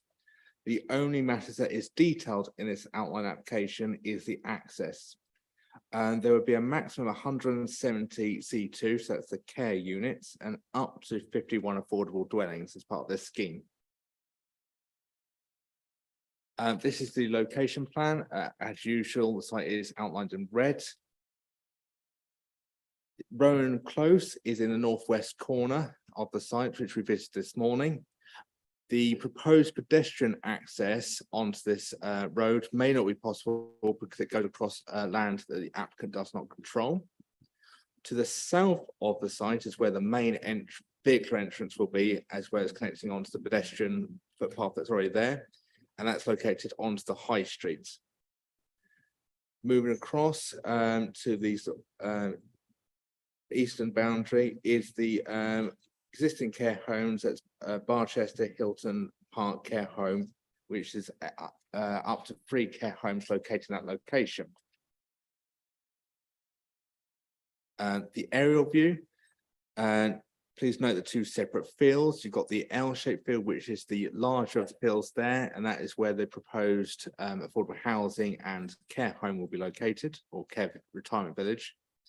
The more square field to the south, it is indicative of the public open space, and on that site there are mature TPO trees. And just to give you an idea of the wider area of Bottisham, is this Google image, which shows both the sites on the edge, as well as going further into the village, which shows the services and facilities such as schools, the Bottisham medical practice, and that are located within the village. As stated earlier, the application is outlined, but the matter of access is a detailed part of the application. This is showing the proposed access road onto the high street and the footpath connections it's proposing. You can also see the public right of way that runs along the western boundary of this site, and that will remain.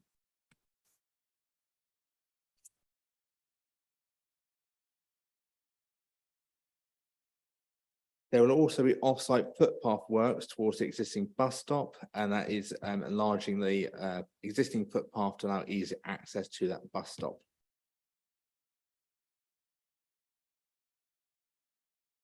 These are our indicative drawings, but the developer are seeking to have these controlled, so it's highly likely they will be how the development is built out.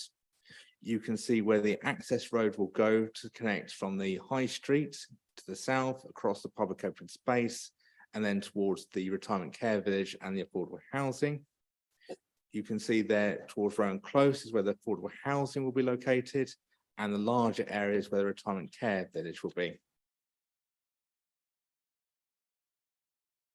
Again, very clear, this is only indicative, but this is what the developer has mocked up to show the sort of proposed layouts of the retirement care village and the affordable dwellings, as well as the indicative layout of the public open space.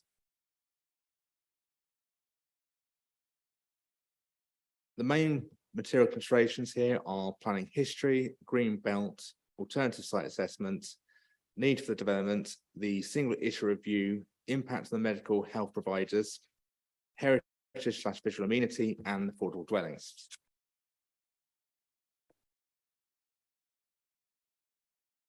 This site has already been refused by the council for very similar developments. The only changes that are proposed as part of this proposal is that the indicative height has gone from a maximum of 12 metres down to 10 metres, and the developer has provided a new alternative site assessment. The previous application has already been dismissed at an appeal, so the inspector agreed with us about the harm to the green belts.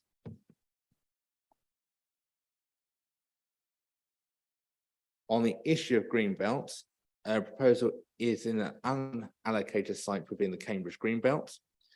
And it's worth noticing the requirements of the MPPF, in particular, inappropriate development is by definition harmful to the greenbelt and should not be improved except in very special circumstances. And those circumstances and any other harm have to be clearly outweighed by public benefits. So I've got that's paragraphs 147, 148, 149 of the MPPF. We've got the local plan, which is everything in green on that central image is the Cambridge Greenbelt, and our site is entirely within the Cambridge Greenbelt. And I've also put the inspector's view about the harm it will cause to the Greenbelt on its permanence and openness. Developer has submitted an alternative site assessment to try and justify this development. To begin with, it should be noted that only 3% approximately of this district is within the Greenbelt, so most of it is non-Greenbelt allocation. The independent review has concluded the developer's alternative site assessment is not robust in the way it's gone about it. And on this sort of issue, there's no special specific need for a retirement care village to go on this Greenbelt site. And there are no changes that would warrant, in my recommendation, us going against the inspector's previous decision where he dismissed the appeal.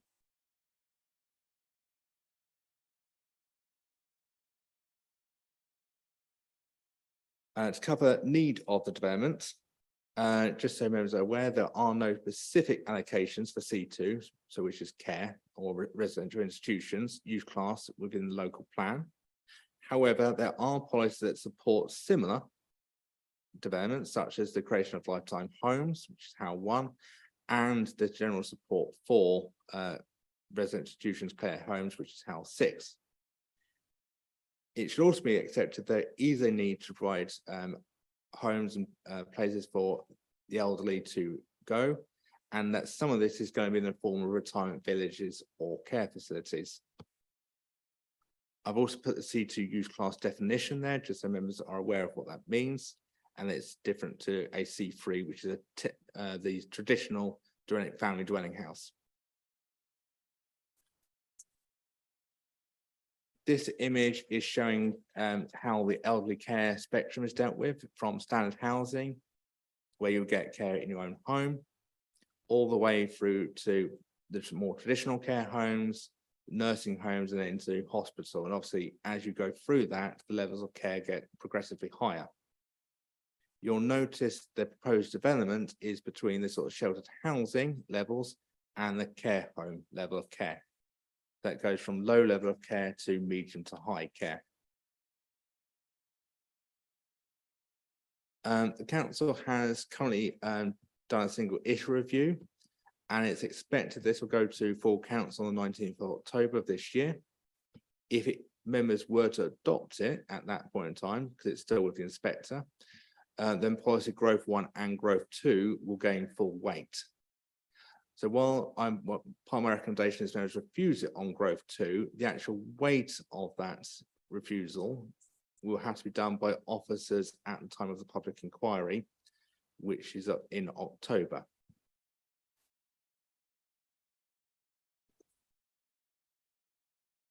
There's quite a lot of concern on the impact onto the medical health providers. NHS England have requested a contribution to help the ambulance service to cope with the additional demand, and the NHS Cambridgeshire and Peterborough Integrated Care Board have also asked for a contribution in order to support capacity within the Boxham area. Boxham Medical Practice have stated additional development will overwhelm their service, and that could lead to the closure of the GP services in Boxham.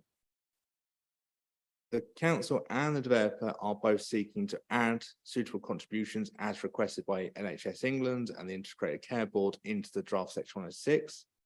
However, given the inspector's previous recommendation, it's likely the inspector will remove those contributions if they were to approve the application.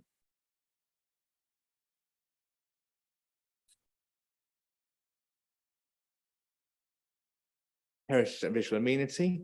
The site is partially located in the Bottisham Conservation Area. It's just the very front of the site where the access is going into off the high street.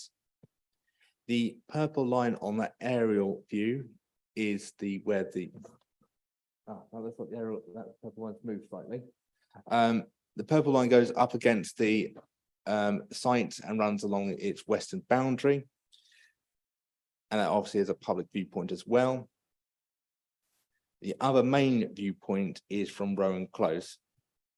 To the south and adjacent to the site is a Grade 2 listed building, which is Bottisham House. And I've concluded the proposal will have less than substantial harm on built heritage. So that's moderate harm against the application. But this may be able to minimise by landscaping and suitable design. Proposal also currently has moderate harm to the visual rural character of the area, given that the viewpoints that you'll be able to see this development from. But again, the final design could minimise or reduce that harm.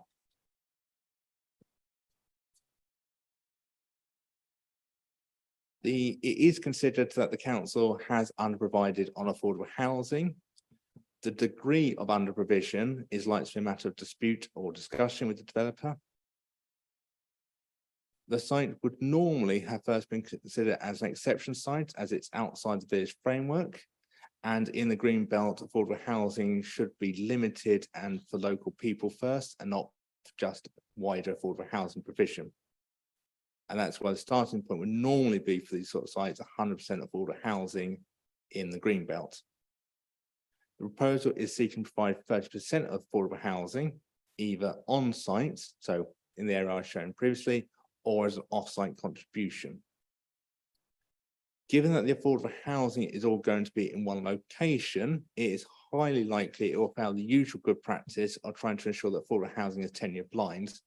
In my meaning, that will be, in this case, you'll be able to see what is affordable housing and what is a retirement care village, as they'll be clearly separate parts of the development.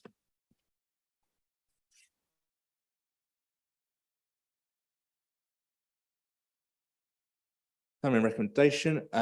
I've listed what I believe the benefits of the scheme would be, as there are benefits both in providing affordable housing and providing housing for care for the elderly, as well as a few other benefits I've mentioned there and in more detail in my report. However, that is clearly outweighed by the harm, which is primarily placing a retirement care village and affordable housing in the Greenbelt, and demonstrated, and it, should I say, it has not been demonstrated that they have to be located in that Greenbelt location. So therefore, there's no special circumstances which would outweigh the harm to the Greenbelt. Therefore, my recommendation would be one of refusal, and therefore I'm suggesting members go along with my recommendation in paragraph 1.1 of my committee report to say, if we did determine this application, because this is, we're in for our view for the public inquiry, our view is one of refusal on those two grounds. And I'm obviously happy to answer questions later on. Thank you, members. Thank you very much. We've got Dr. Tom Shackleton to speak. If you'd like to come up, Doctor.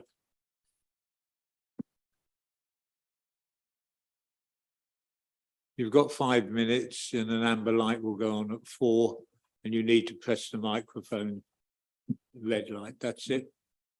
Off you go. Hello and thank you. My name is Tom Shackleton. I'm a GP partner at Bottisham Medical Practice. We are a small practice. We serve just under 6,000 patients. We already care for a high proportion of care home residents. The proposal will increase our percentage of practice population in care homes to 7.8%. And that would be compared with local practices running at about 0.6%. This proposal is going to produce a density of people with very high complex medical needs who deserve proactive medical care. I already dedicate several GPs per week to doing ward rounds in local care homes, and we pride ourselves on providing that high level of care. I only have limited resources with which to supply that care, And this is going to significantly destabilize the practice and put huge pressure on the practice. The funding for primary care for nursing homes is difficult because we often rely on contracts which change each year, and it's difficult to plan with great foresight for that. Also, the other primary care teams, including occupational therapy and physiotherapy, for which these residents are likely to need support, are based on locality teams. So having a high density within one locality is this loss of sort of homogeneity across different locality teams, and it's excessive pressure on that.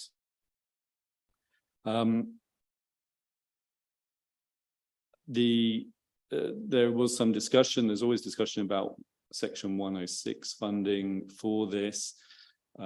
We don't have a lot of space where we could expand our practice. And the costs that we would need for providing that care would need to be recurring costs to support it. I care very deeply about providing good quality care to nursing homes. It forms a large proportion of my work, and I am really concerned about the density of patients with high complex needs required. I think the slide showing the range of care needs was really interesting to see. We have a number of care homes in Bosham. One is Eden View and the Hilton Park and Oaklands care home, which are at the higher end of that spectrum.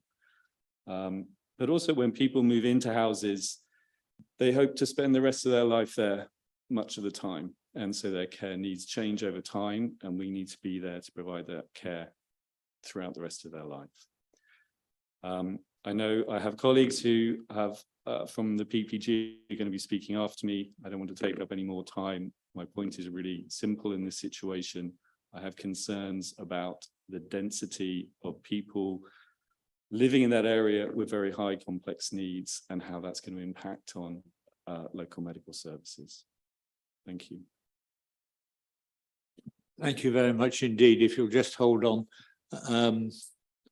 where you go. You're probably in the best position to answer the question, looking at all the care homes that you are responsible for. Are they packed full of people and no beds available? What is the situation? No. We have a number of vacancies at the moment. It is difficult to be clear exactly what level of that is on demand, because some of the nursing homes have been sort of updating their buildings, and those are not full yet. But no, we have empty beds in the local nursing homes.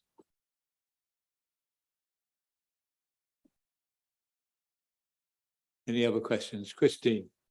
Beg your pardon. Dr. Shackleton. Christine, you'll go first and we'll find out here. Second. I don't think we've been given any indication of the number of potential patients that you might inherit should this application be approved. Have you got any idea at all? There were some numbers provided, I think, by the Cambridge and Peterborough Integrated Care Board, it used to be the CCG. The difficulty is knowing with these units whether it's going to be couples living in there or individuals, and I'm not entirely clear as to that. So that obviously gives us 50% error margin on predicting the numbers. But I know that there are figures which were used in the projection of Section 106 costs produced by the Intermediate Care Board, which were significant numbers. I'm afraid I don't have those on me, but they were in the I mean, I think it was 200, something like that. Cool. Yes, yeah. And we try to divide it where we want to have doctors that know the patients, their continuity of care. So we try and limit doctors to seeing more than 70 people in each half-day session on ward rounds. And this has been a very difficult period through the pandemic for care homes. Yeah, it would be a significant increase in demand from primary care, but also for the East of England ambulance service. We have a lot of ambulances attending for routine transfer and for emergency transfer, for palliative care services, which we get from Arthur Rank, and physical physiotherapy and occupational therapy. I know myself. Thank you. Thank you. Councillor Brown. Thank you, Chairman. Thank you, Dr. Shackleton. If committee members would bear with me just for a couple of seconds on this one. I used to go to the dentist when the dentist was on the same shared the Bosham medical practice. The dentist moved to Great Wilbur and I moved with the dentist, even though I live in Burwell. Would it be fair of me to ask you to give a professional opinion as to whether this would put an equivalent strain on local dentistry services as it would on medical services? And if it's not fair of me, please. Yeah, it's a good question, not my exact area of expertise, but the people that I look after are in the care homes with nursing. And in many of those situations, we actually require dentists to attend to the patient rather than moving the patient to the dentist. Those NHS services are hugely understressed. I imagine in this range we're looking at it, these people are going to have high dental needs. They will be able to travel to local dentistry. So it would put a huge pressure on dentists as well. Councillor Trapp. Thank you. Dr. Shackleton, how much of your practice, I've got a few questions to ask you. How much of your practice do you think, what proportion is to do with the care homes already in Bottisham, as opposed to patients like myself? Yes. Who come to you? So we do a proactive ward round. We're currently dedicating 4 GP sessions per week to doing those ward rounds. But the hardest bit is the unplanned medical care. So this is people suddenly becoming ill at times where the doctors aren't doing the ward round. And so a large proportion of our home visiting and emergency visiting is for the nursing homes. I would struggle to give you an absolute percentage as to what that is, but it's certainly a majority of our home visiting. The other pressure is that we have staff that register patients, that organise getting their repeat prescriptions sorted out, that work on other reports required by other agencies for people with care needs. So there is a large proportion of the back office function also dedicated. Okay. I mean, I've tried to get appointments at your practice. It's been difficult. So do you consider yourself to be overstretched at the moment? If we had no care homes to look after, we would be able to offer 4 times 17 patients slots extra per week. If we saw, but without increasing our current clinical capacity in order to meet the demands of the nursing homes, if we were doing another 4 ward rounds a week, that would be that same number removed from our current capacity, making it significantly harder to get an appointment. And I think I should know the answer, but I don't actually, is how many beds are currently in, is it Hilton Park and roughly? I mean, yeah, I think it's around 220 something, as I understand it now. Tamara Keith, my colleague, prepared the report previously for previous appeals and cases, and I think that was the number around then. But so that's including Queen's Court, which is not in direct proximity to the proposed area, and that is a residential unit. So that's, I include that in those numbers. We do a ward round for the residential. So with another 170 units, you'd be sort of or doubling the care provisions for? Yeah, that's if we're doing proactive ward rounds for this group. I suppose the difficulty is that I think it's the C2, is that the C2 code covers residential and nursing home provision, so the full range, I think. Thank you very much. And I think that's everything for the doctor. Thank you very much indeed. We've given us a lot of information and certainly we've taken it in. Thank you very much. Thank you. And now we've got John Ogborn, who is the chair of the parish council, I believe. Thank you. Yes, I'm John Ogborn, chair of Bottisham Parish Council. Thank you for the opportunity to come and speak to you today. We've commented on the previous planning application 200296 AUM and made a submission to the subsequent appeal. On both occasions, we made very clear that we do not support this planning application on a number of counts. Firstly, this is greenbelt with high landscape value. This is an area of land that has always long been identified of special value to the village, and it's an important part of the only 3% of ECDC land designated as greenbelt. Secondly, we feel there's no requirement for additional affordable homes in Bottisham. We already have 50 affordable homes being built in a less sensitive area of greenbelt in the village, which we have fully approved, and that will satisfy our needs for this type of housing for many years to come. Thirdly, do we actually need a retirement home? One of our residents, retirement village, one of our residents in Arbor Close is a senior manager in the county's social care department and planning for care provision for over 65s across the county.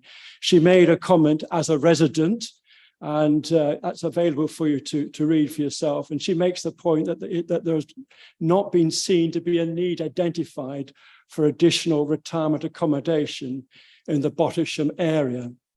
I would also add that only 7 miles away from us, well within the catchment area, a nearly identical village is being built at Stapleford by the same developer. Dr. Shackleton has already made a strong comment on medical provisions, so I'll add no more to that.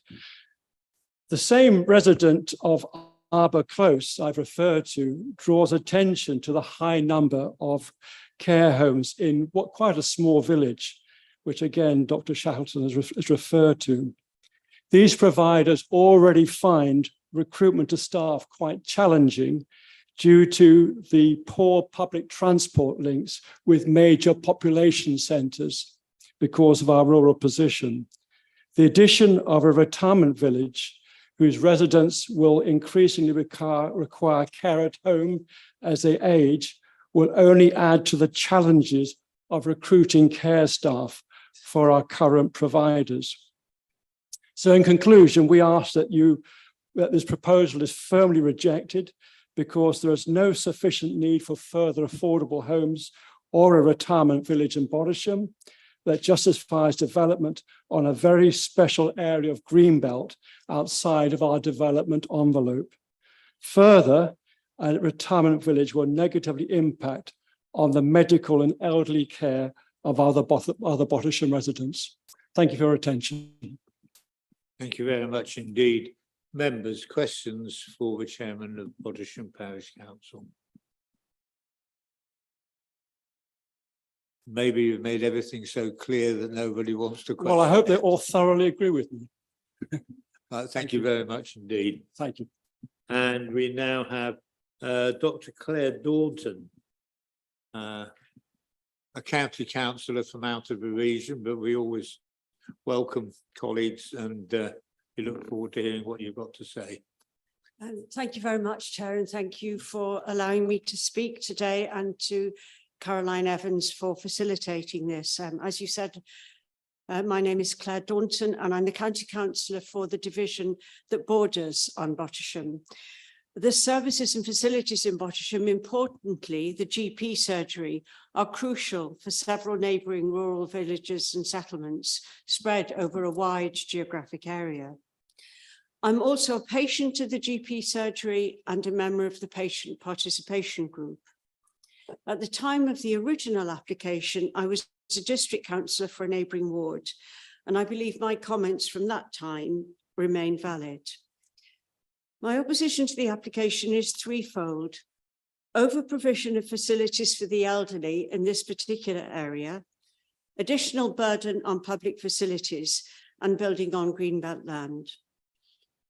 It's well known that Bottisham has two significant elderly care facilities, in addition to other smaller such facilities in sheltered housing. These are located at one end of the village in proximity to that proposed for the new development. This co-location is far from ideal if one wants to create a diverse and fully integrated village community. Although the proposed development is labelled a retirement village, the planning class of C2, under which permission is sought, covers a wide area of provision and does not preclude the provision of nursing care. And I think the chart on the screen makes that clear.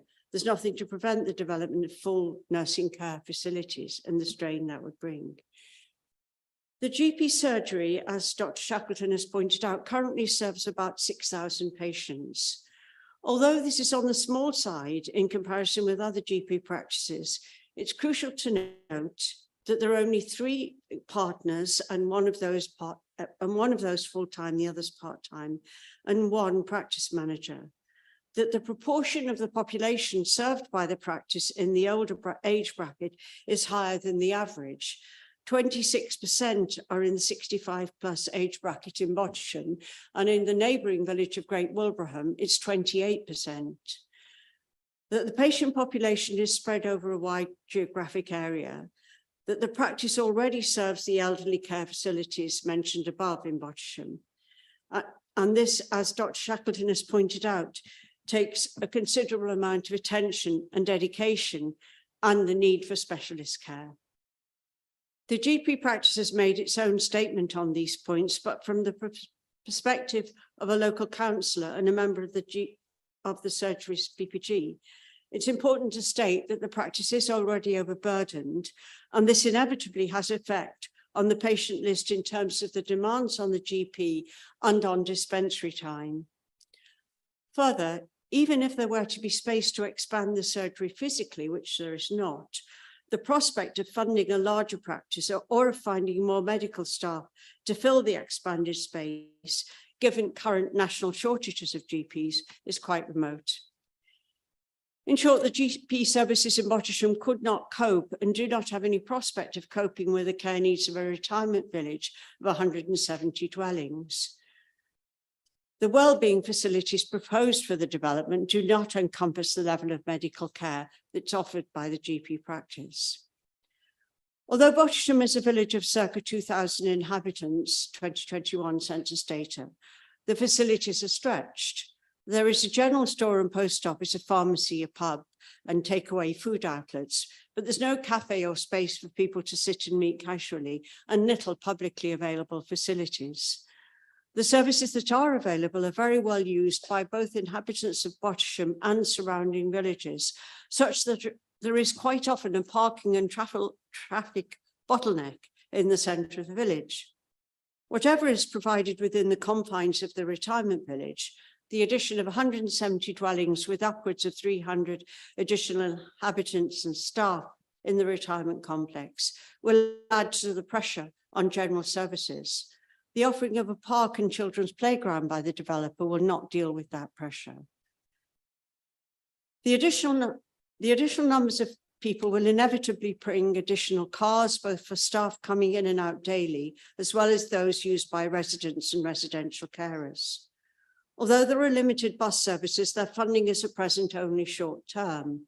Whilst it is the confirmed aim of local authorities to provide much better public transport, this depends on external funding and decisions on decisions that are external to Bottisham.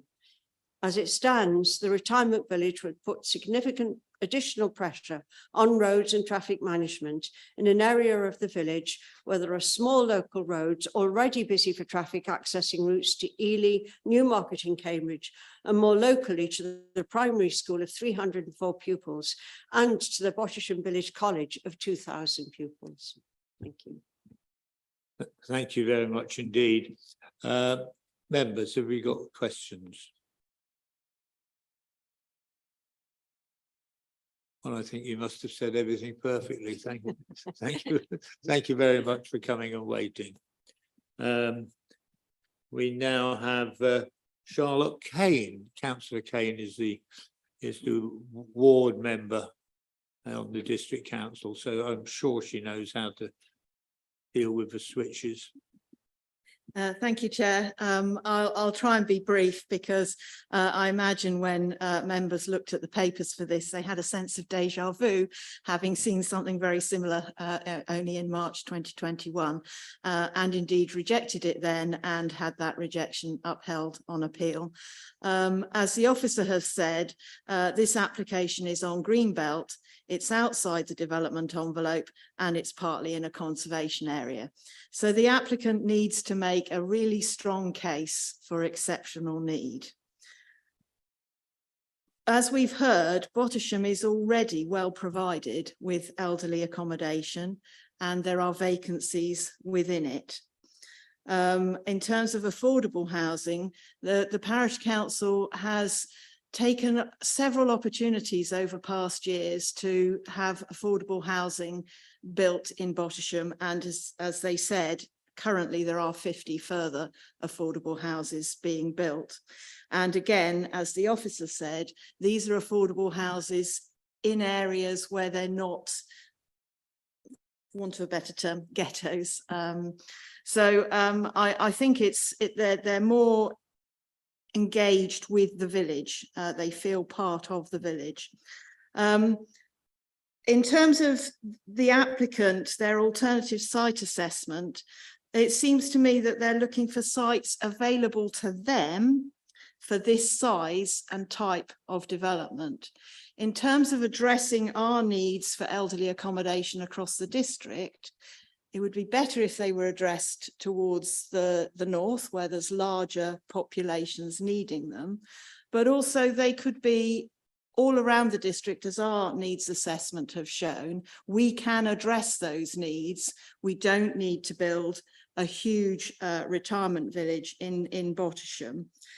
And even if we did need numbers in Bottisham, as we've heard, they've just got permission for a retirement village only 10 miles away. And I quickly Googled retirement provision within 10 miles of Bottisham, and I found 11 other retirement facilities within 10 miles of Bottisham. So even if their existing facilities didn't have vacancies, there are plenty of other facilities within 10 miles.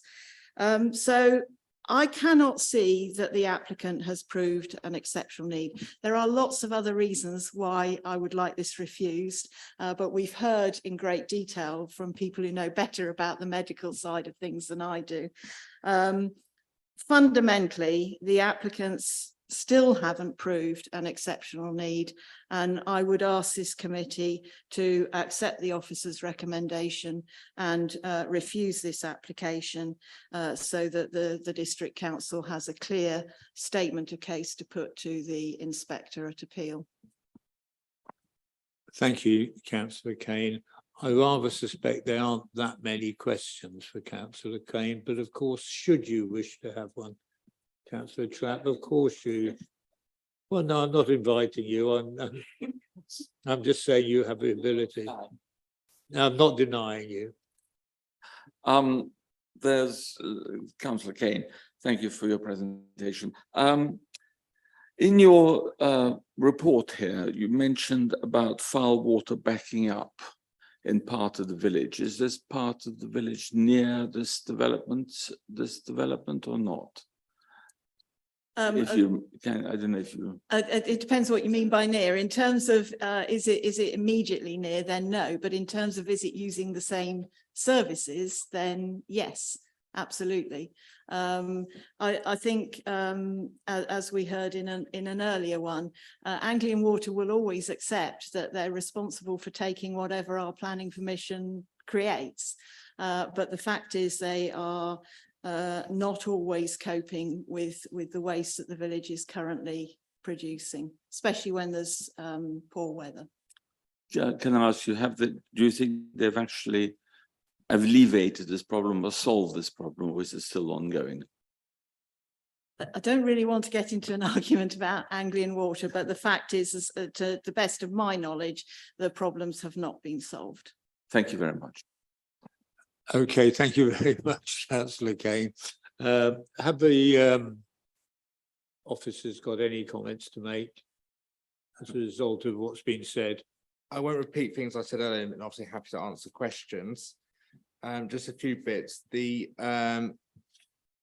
medical providers have worked out there'll be 383 people likely coming from this site. That's both on the C2 side and the affordable dwellings. Just to confirm, because obviously it's been used different words to describe this development, it's a retirement care village. It's not a care home, and it's not a retirement village. It's sort of in between those, and that's why I'm showing this slide back there.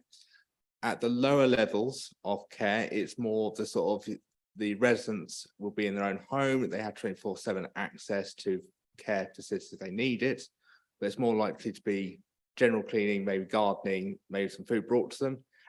At the higher ends, then your work going towards the actual care home sort of levels of care. And something that Dr. Shackleton said, which is true, any Section 106 money will only be able to be used to improve infrastructure, like buildings, extensions.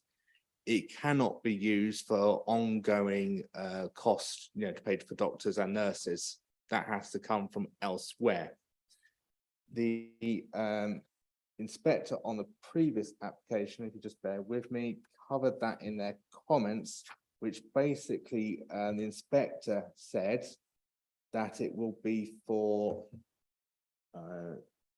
the CCG, which is the Cambridgeshire and Peterborough Clinical Commissioning Group, to allocate suitable funding that would be freed up by this proposal. That was the inspector's view. And also, just to confirm, on page 14 of my report, in regards to Anglian Water, Anglian Water have confirmed there is capacity for wastewater treatment in the area. That's just a brief update from things that have been raised, but again, happy to answer questions if needed. Thank you very much. Now, questions to the officer. Councillor Trapp. Surprise. The 170 units, does that also include nursing staff? Because there's going to be 24/7 provision apparently. So is that going to be extra dwellings there as well? Obviously, we haven't got floor plans of this proposed retirement care village, and it's potentially there's going to be other things such as cash there. The 170 units are for those needing care, so it'll be 170 care units. So there may, so maybe 10 or a dozen. There may be other spaces such as staff rooms required for other people to be on site, but I don't have the details of that in front of me.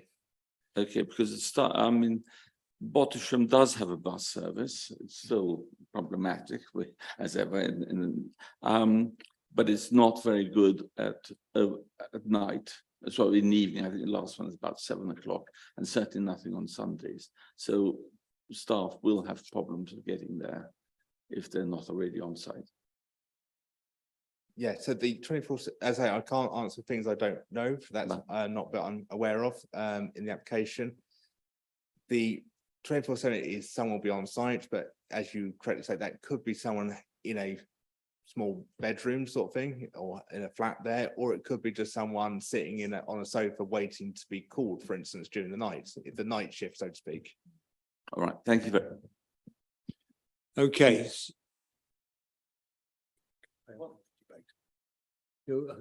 Councillor Brown wants to speak. Next, I want to start. Oh.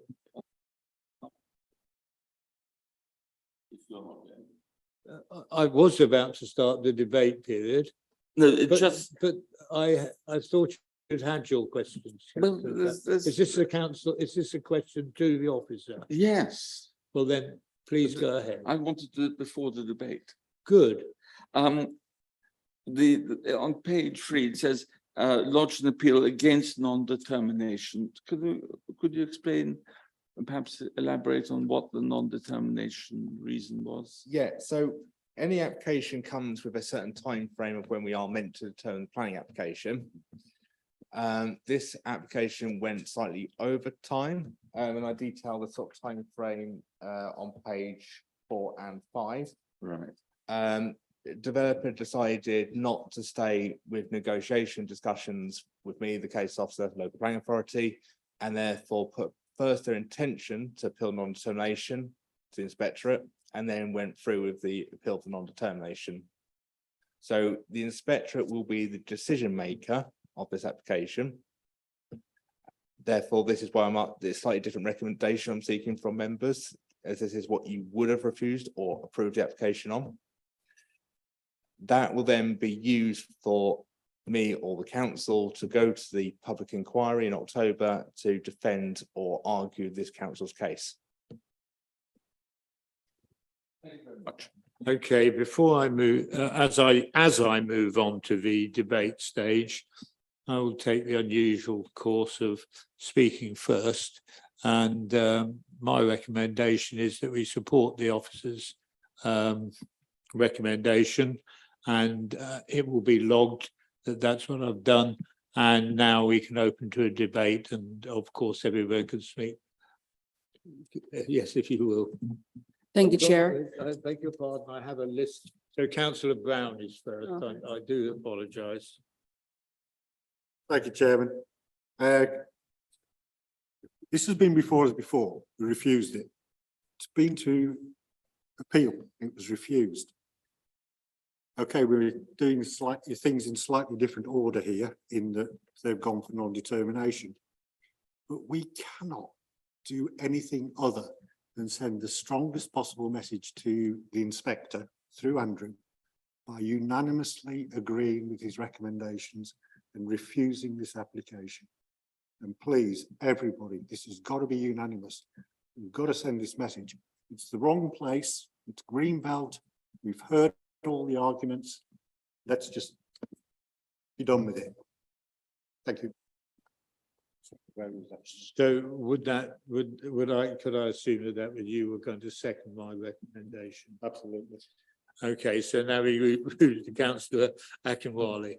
Well, you beat me to it now, but I'm going to comments by the parish council, by the GPs, by the district councillor, by even the local MP, literally by everyone, even by the organization who is blocking access to part of the site, have all said no to the application. Even the person the applicant is not here to defend the application, that obviously says a lot of things about the application itself. And I think they made really strong motions in the Greenbelt site. It's not an exceptional situation to build a elderly retirement village on the site. There's clearly already 3 nursing homes, 1 care home, which are still running under capacity. So there's clearly no reason or exceptional reason as to why that extra village is required in that particular area. It is a great idea, but just the wrong location. So on this account, I would like to support your motion and agreeing with the officer's recommendation to refuse the application. Thank you very much. I think it's really said something that the people of Rotterdam have made it very clear that they don't want this. It's even a peculiar thing when we get a county councillor from another district coming along. It's very welcome to come here, and it just shows the strength of feeling there is in Rotterdam. So I'll leave it to my colleagues to continue the debate, but I think the result is shaping up in a direction. Yes, we've heard all of the arguments against, and I fully agree with them because it's just not needed. Another care home or care village is not needed in the area. It will be too much for the capacity of the doctors and all the healthcare in the area. So I agree with the officer's recommendation. Councillor Lay.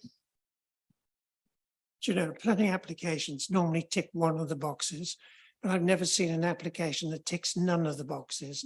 And I will go along with you and will vote the same way the officers want us to vote. This is a non-starter. Okay, it looks as though we've got a Councillor Wilson. I thought you'd like to, everybody agree that with you, but I certainly agree. And we haven't in fact heard anybody who's in favour of it. It's quite an unusual planning application where nobody seems to be in favour of it at all. Any reason why I shouldn't go to the vote? No, right. Councillor Trapp, you want to say something else? I'm sorry to disabuse you, Councillor Wilson, but there are people in favour of this development going on, and that is the speculators who are using this land. There's no reason they're trying to say, here's a green belt, oh, we'll have this care home village here because we might be able to get it through because it's so nice. It's sort of, warms your feeling. And there are many other places where such a place could, such a development could be made, which has got good access, good transport links, which Beltham really doesn't have at all. It has reasonableness. So I would say that this thing should be, I actually agree with you, Councillor Hunt. That's very pleasant to know, Councillor Trapp. So I'm now going to go to the vote without interruption, I hope. Will those in favour of accepting the officer's recommendation, please raise their hands. That is unanimous.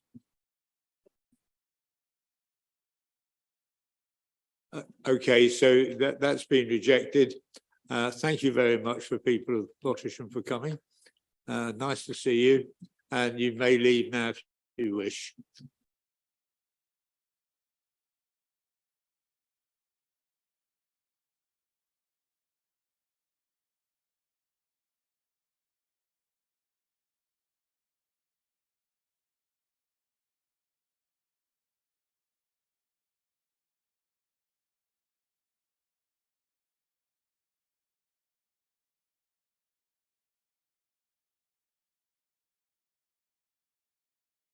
Okay, when you're ready, Rachel. This is agenda item 8.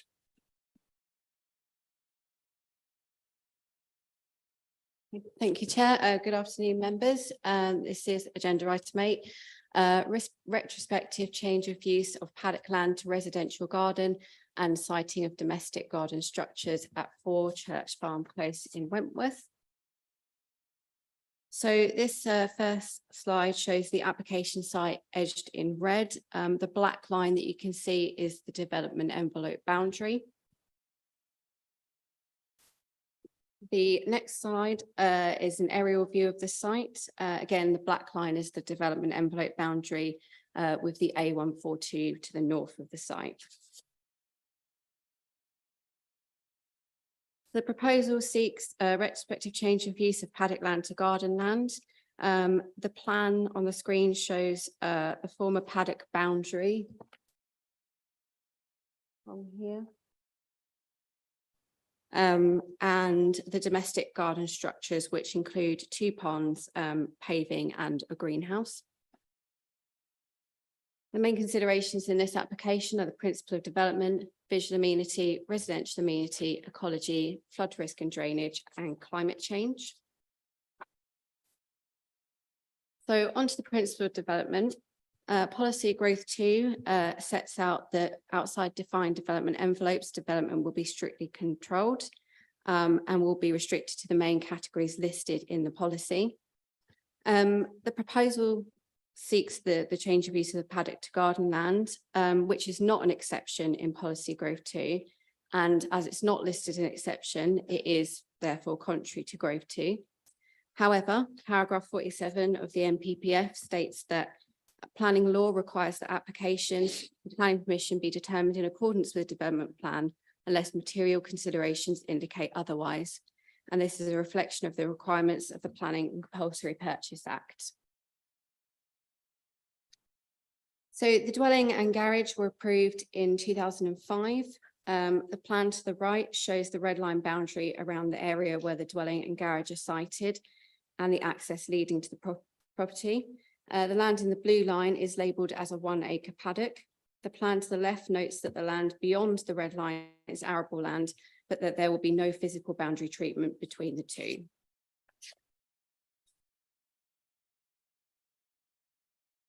So the submitted planning statement sets out that in 2008, the previous owners constructed a garden patio and shed partly on the former paddock and partly on the approved garden.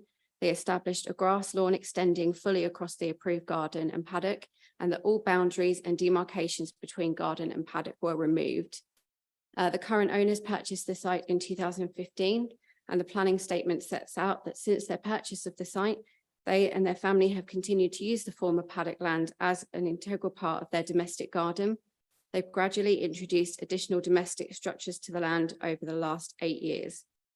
As part of the application, as part of the planning statement, the sales particulars were provided, and the pictures in that show the grass lawn extending across the approved garden and paddock. The external area is described in the particulars as the remaining garden and grounds are laid to lawn enclosed by a post and rail fence with a number of trees to the rear. The available aerial photographs of the site are from 2007, 2008, 2009, 2016, 2018, 2020 and 2023. In the 2007 and 8 images, which are shown on the slide, the site does not appear to be laid to lawn, but there doesn't appear to be any demarcation or boundary between the two land uses. So you can see this is 2009 and 2016. In the 2009 image, the garden and paddock land is laid to lawn as it is in the aerial views from 2016. And that slide is consistent with the pictures from the sales particulars. In the next slide, we've got aerial views from 2018 and 2020, which show the site much as it is now. And then the last slide is from this year. So the planning statement also sets out that because the change of use occurred more than 10 years ago, the applicants do have grounds to apply for a certificate of lawful use. The full planning application does not purport to provide those grounds and does not preclude the submission of such an application at a later date to be determined on its own merits. For a change of use to be lawful, the breach would need to have occurred for at least 10 years without challenge for enforcement action. While officers aren't making a determination as to whether the change of use is established as lawful through the passage of time, it appears that the land has been laid to grass with no demarcation between the two pieces of land since 2009. The applicant has provided pictures in the planning statement showing the paddock land being used as garden from 2016 following their purchase of the site. And it is considered that the length of time the land has been used as domestic garden forms a material consideration in the determination of the application. So in respect of visual impact on aerial views from 2003, which I've got on a later slide, the land is bound by hedging and vegetation on the western and northern boundaries. The site at present is bounded on the northwest and southern boundaries by hornbeam hedge, hawthorn hedge and post and rail fencing. There are limited views of the site from the public realm. The garden land does not extend beyond the cluster of dwellings to the south. It's not in an isolated location and it's in close proximity to other residential development and gardens. And when viewed from outside of the site, the view available is potentially no different than if the land were in use as a paddock. So in terms of visual impact from the domestic features, the greenhouse paving and the pond to the east are all located close to the dwelling. They're all of a domestic scale and are all considered to be of a high standard of design. The pond with artificial beach is located to the west of the site. This is low to the ground with planting around it. There'll be limited visibility of any of these features outside of the site. And officers have considered the removal of permitted development rights, but that would not be reasonable as Class C does restrict the height, siting, size of any development, and any ancillary development that would constitute permitted development would be domestic in scale and in keeping with the scale of the house. So the above slide shows aerial views of the site in 2003. This is prior to the dwelling's construction. and then a comparison with 2023 on the right. This image was provided as part of planning statements. So just got some site photos. I think most people were present this morning, but the top left-hand picture is a view from the west of the site looking back towards the dwelling. The top right-hand picture shows the eastern pond and the greenhouse. The bottom left picture is a view from outside the dwelling looking across the garden, and the bottom right-hand picture is from Church Farm Close looking towards the site. So it is considered that the proposal would not result in a significant adverse impact to the character and appearance of the area, and nor result in significant harm to the countryside, and it's considered to comply with policies ENV1 and ENV2 of the local plan. In terms of other matters, it's considered that the proposal would not result in any adverse impacts to residential amenity. It would provide biodiversity net gain as an acceptable in respect of flood risk. The proposal is considered to comply with the policies relevant to these considerations. So in respect of planning balance, while the proposed development does not accord with policy growth 2, as it does not fall within one of the exceptions for development in the countryside, it's considered it would not cause harm to the character of the countryside, which is a key aim of that policy. It's considered to be acceptable in all other aspects, including impacts of the proposal upon the character and appearance of the surrounding area, immunity from neighbouring occupiers, results in enhancement to biodiversity, and complies with all relevant local plan policies regarding those considerations. It's considered no demonstrable harm would arise from the proposed development. As detailed in the principal section, the site has been laid to lawn and in use as a residential garden for a significant period, with some evidence suggesting that this has been for a period that would be sufficient to establish lawful use. While not definitive, some weight has been given to this in the weighing of the application. So essentially that's the summary of the application, and it's recommended for approval. Thank you. Thank you very much indeed. Mr. Scott, you've been waiting a long time. You understand you've got 5 minutes. The amber light will come on at 4, and you should press the microphone to make sure it's on, which it is now. Okie dokie, away you go. Okay, firstly, thank you for allowing me to speak, and thank you to Rachel for a detailed report. I just want to outline, probably just ties in with what Rachel said, some of the key points that we put in our planning submission for you, and what we plan to do potentially in the future with the land as well. It's been laid to lawn since 2009 and used as a garden since then. There's no clear separation between the paddock and the garden when we purchased it. We weren't aware when we purchased it that it wasn't garden. We were sold it as one property. It was used by the previous owners who had 3 small children, and then by us using it since 2015. As Rachel said, it doesn't extend beyond the cluster of houses on Main Street. It's in very close proximity to the developments and other developments and gardens. And everybody has a very limited view. There's quite distant properties from our that part of the garden. The development of the greenhouse has been done of high standard and very close proximity to the house. So we've tried to keep an open feel for the garden that we designed. And the pond by the house is of high standard, but also provides, you may have saw, we have a family of moorhens who regularly swim there, and ducks and swallows who take water from that. So it's provided a good impact for biodiversity. The large pond at the back of the garden especially has had a big impact on the biodiversity of the house. We've had 2 nesting ducks this year, and the moorhens, although the moorhens pushed out the ducks because they're, I don't know if you know, but they're a lot more dominant than ducks. So they moved out when we came back off holiday. So we only have the moorhens now. They moved down the road to the other neighbour. We feel that the property has had a positive impact on the village. We've had no negative comments. And we've been complimented by the locals.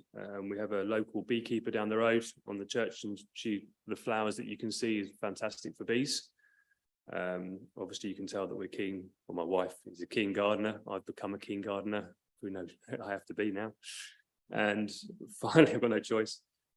And again, just to really enforce for us and for the children, the key fundamental was to support nature. So you can see the way we planted trees, it provides a corridor for birds to get across the garden.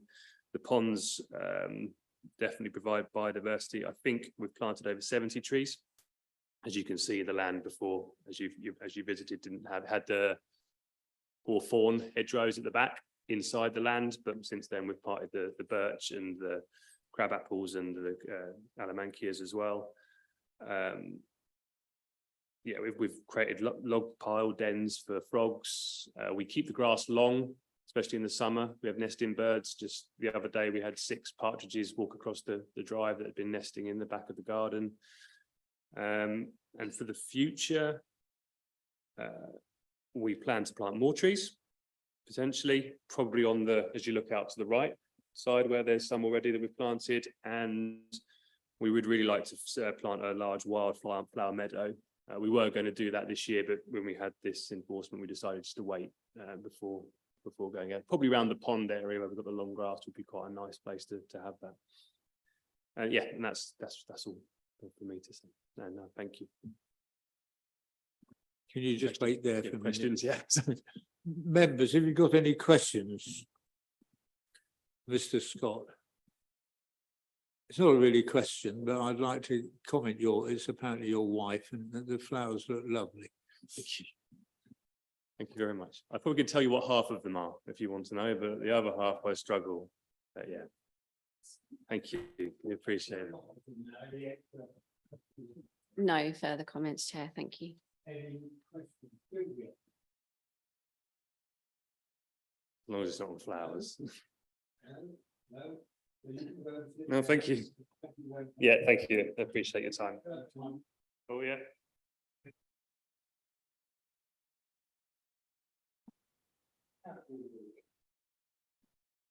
I only wish my garden looked as nice as your garden. I think it is a splendid addition to Wentworth, and I think you should be congratulated on it. And I think it's a positive improvement to the area. And therefore, I shall certainly be supporting the officer's recommendation to accept it. Thank you, Chair. I'd like to support the application as well. Second, what Councillor Garrett mentioned, it's an exceptional design, as mentioned. I think it's beautiful, to be honest. So well done for that. I think it complies with everything. I think it's just brilliant. I'd like to second that and support the officer's recommendation to approve it.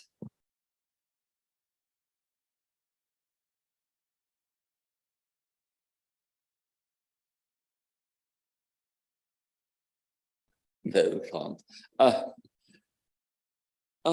Yeah, the garden is beautiful, etc. But we've got to look at actually not the beauty of the garden, but whether it is allowable.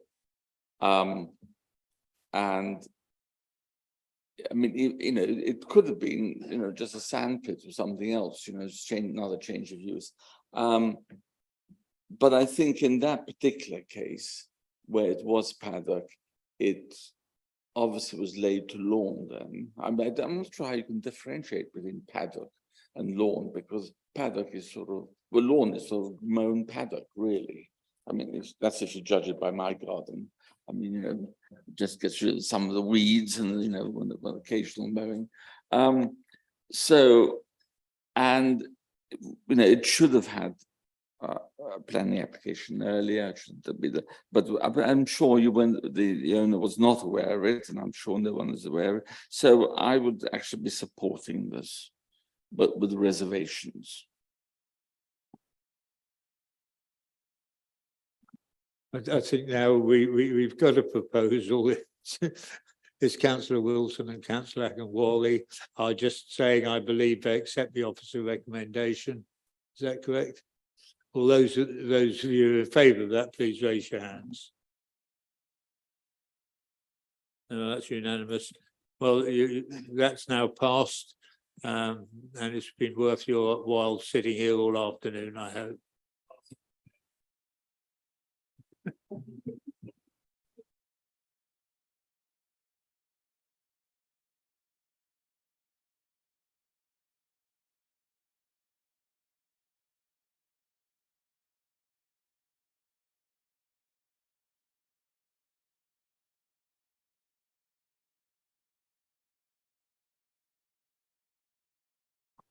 Well, it would be nice if everything was so straightforward, wouldn't it?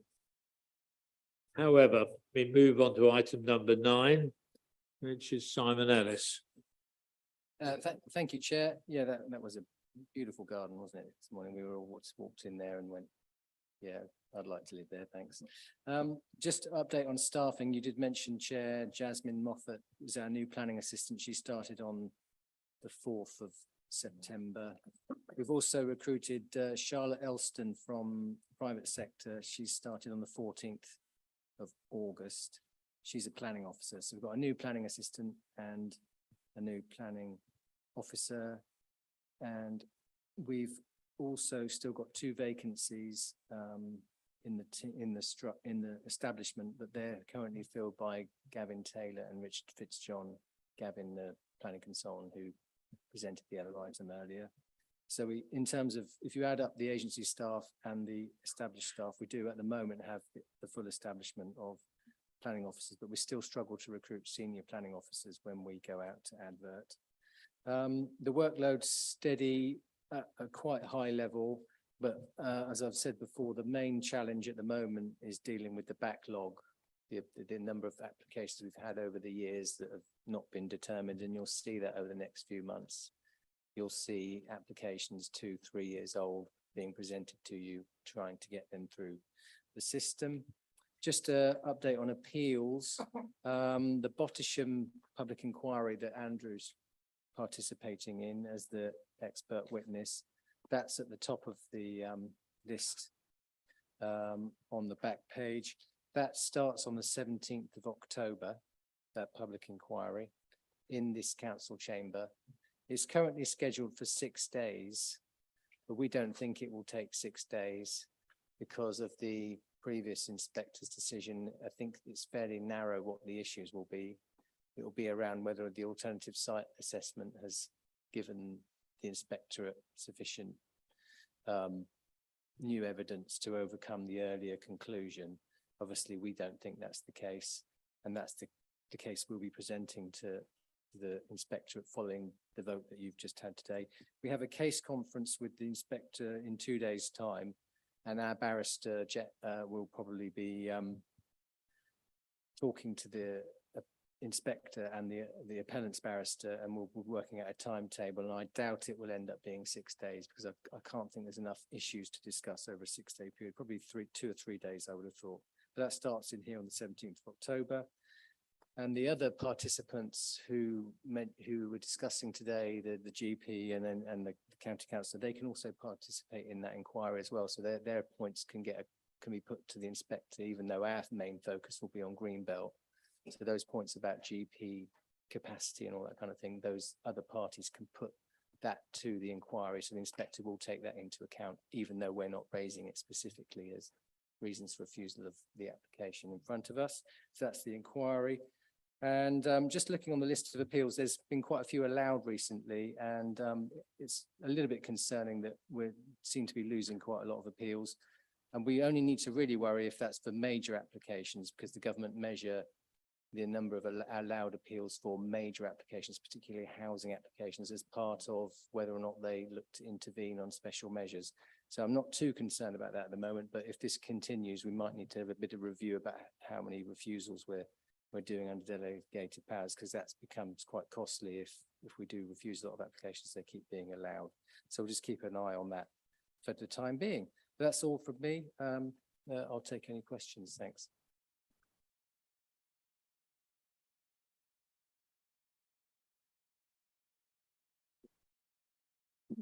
Councillor Trout, please. I think well, I don't know how one achieves seniority. Is it on age or anyway? I'm just slightly concerned about this non-determination, and you say that all major applications were determined on time. Yeah, but we do have this Bottisham one. Well, this is a statistical anomaly because if you don't determine it, the jurisdiction, when the appellant goes to appeal against non-determination, the jurisdiction for the decision goes straight to the planning inspectorate. So it will always be recorded as the council never determined it. So we didn't actually determine it out of time or within time. we didn't determine it. So it won't show up on the statistics. That makes any Right. sense. It doesn't make sense. But how could they appeal then on non-determination grounds? Once the statutory expiry date has passed, Yeah, without agreement to extend. So for minor applications, that's 8 weeks. For major applications, that's 13 weeks. At 13 weeks and 1 day, the applicant has a right to appeal against non-determination. It doesn't normally happen because normally they'll talk to us and find out where we're heading. But I think in this particular case, they probably thought the writing's on the wall. There's no way this council's ever going to grant this permission. We'll appeal non-determination at 13 weeks and 1 day and just get to the inspector as quickly as we can. I think that's probably why they did it. so it's a pity then that we didn't consult with them or anything else. I know they're sticky people. Well, Andrew did say, didn't he, in his updates, that he did say he'd be prepared to discuss the application with them, but at 13 weeks and 1 day that they effectively went to appeal. Okay, thank you. Well, I think apart from saying cheerio to Caroline, we finished for the afternoon, and thank you very much for your attention, and thank you very much for coming, and I think it's been a productive and active meeting. Thank you.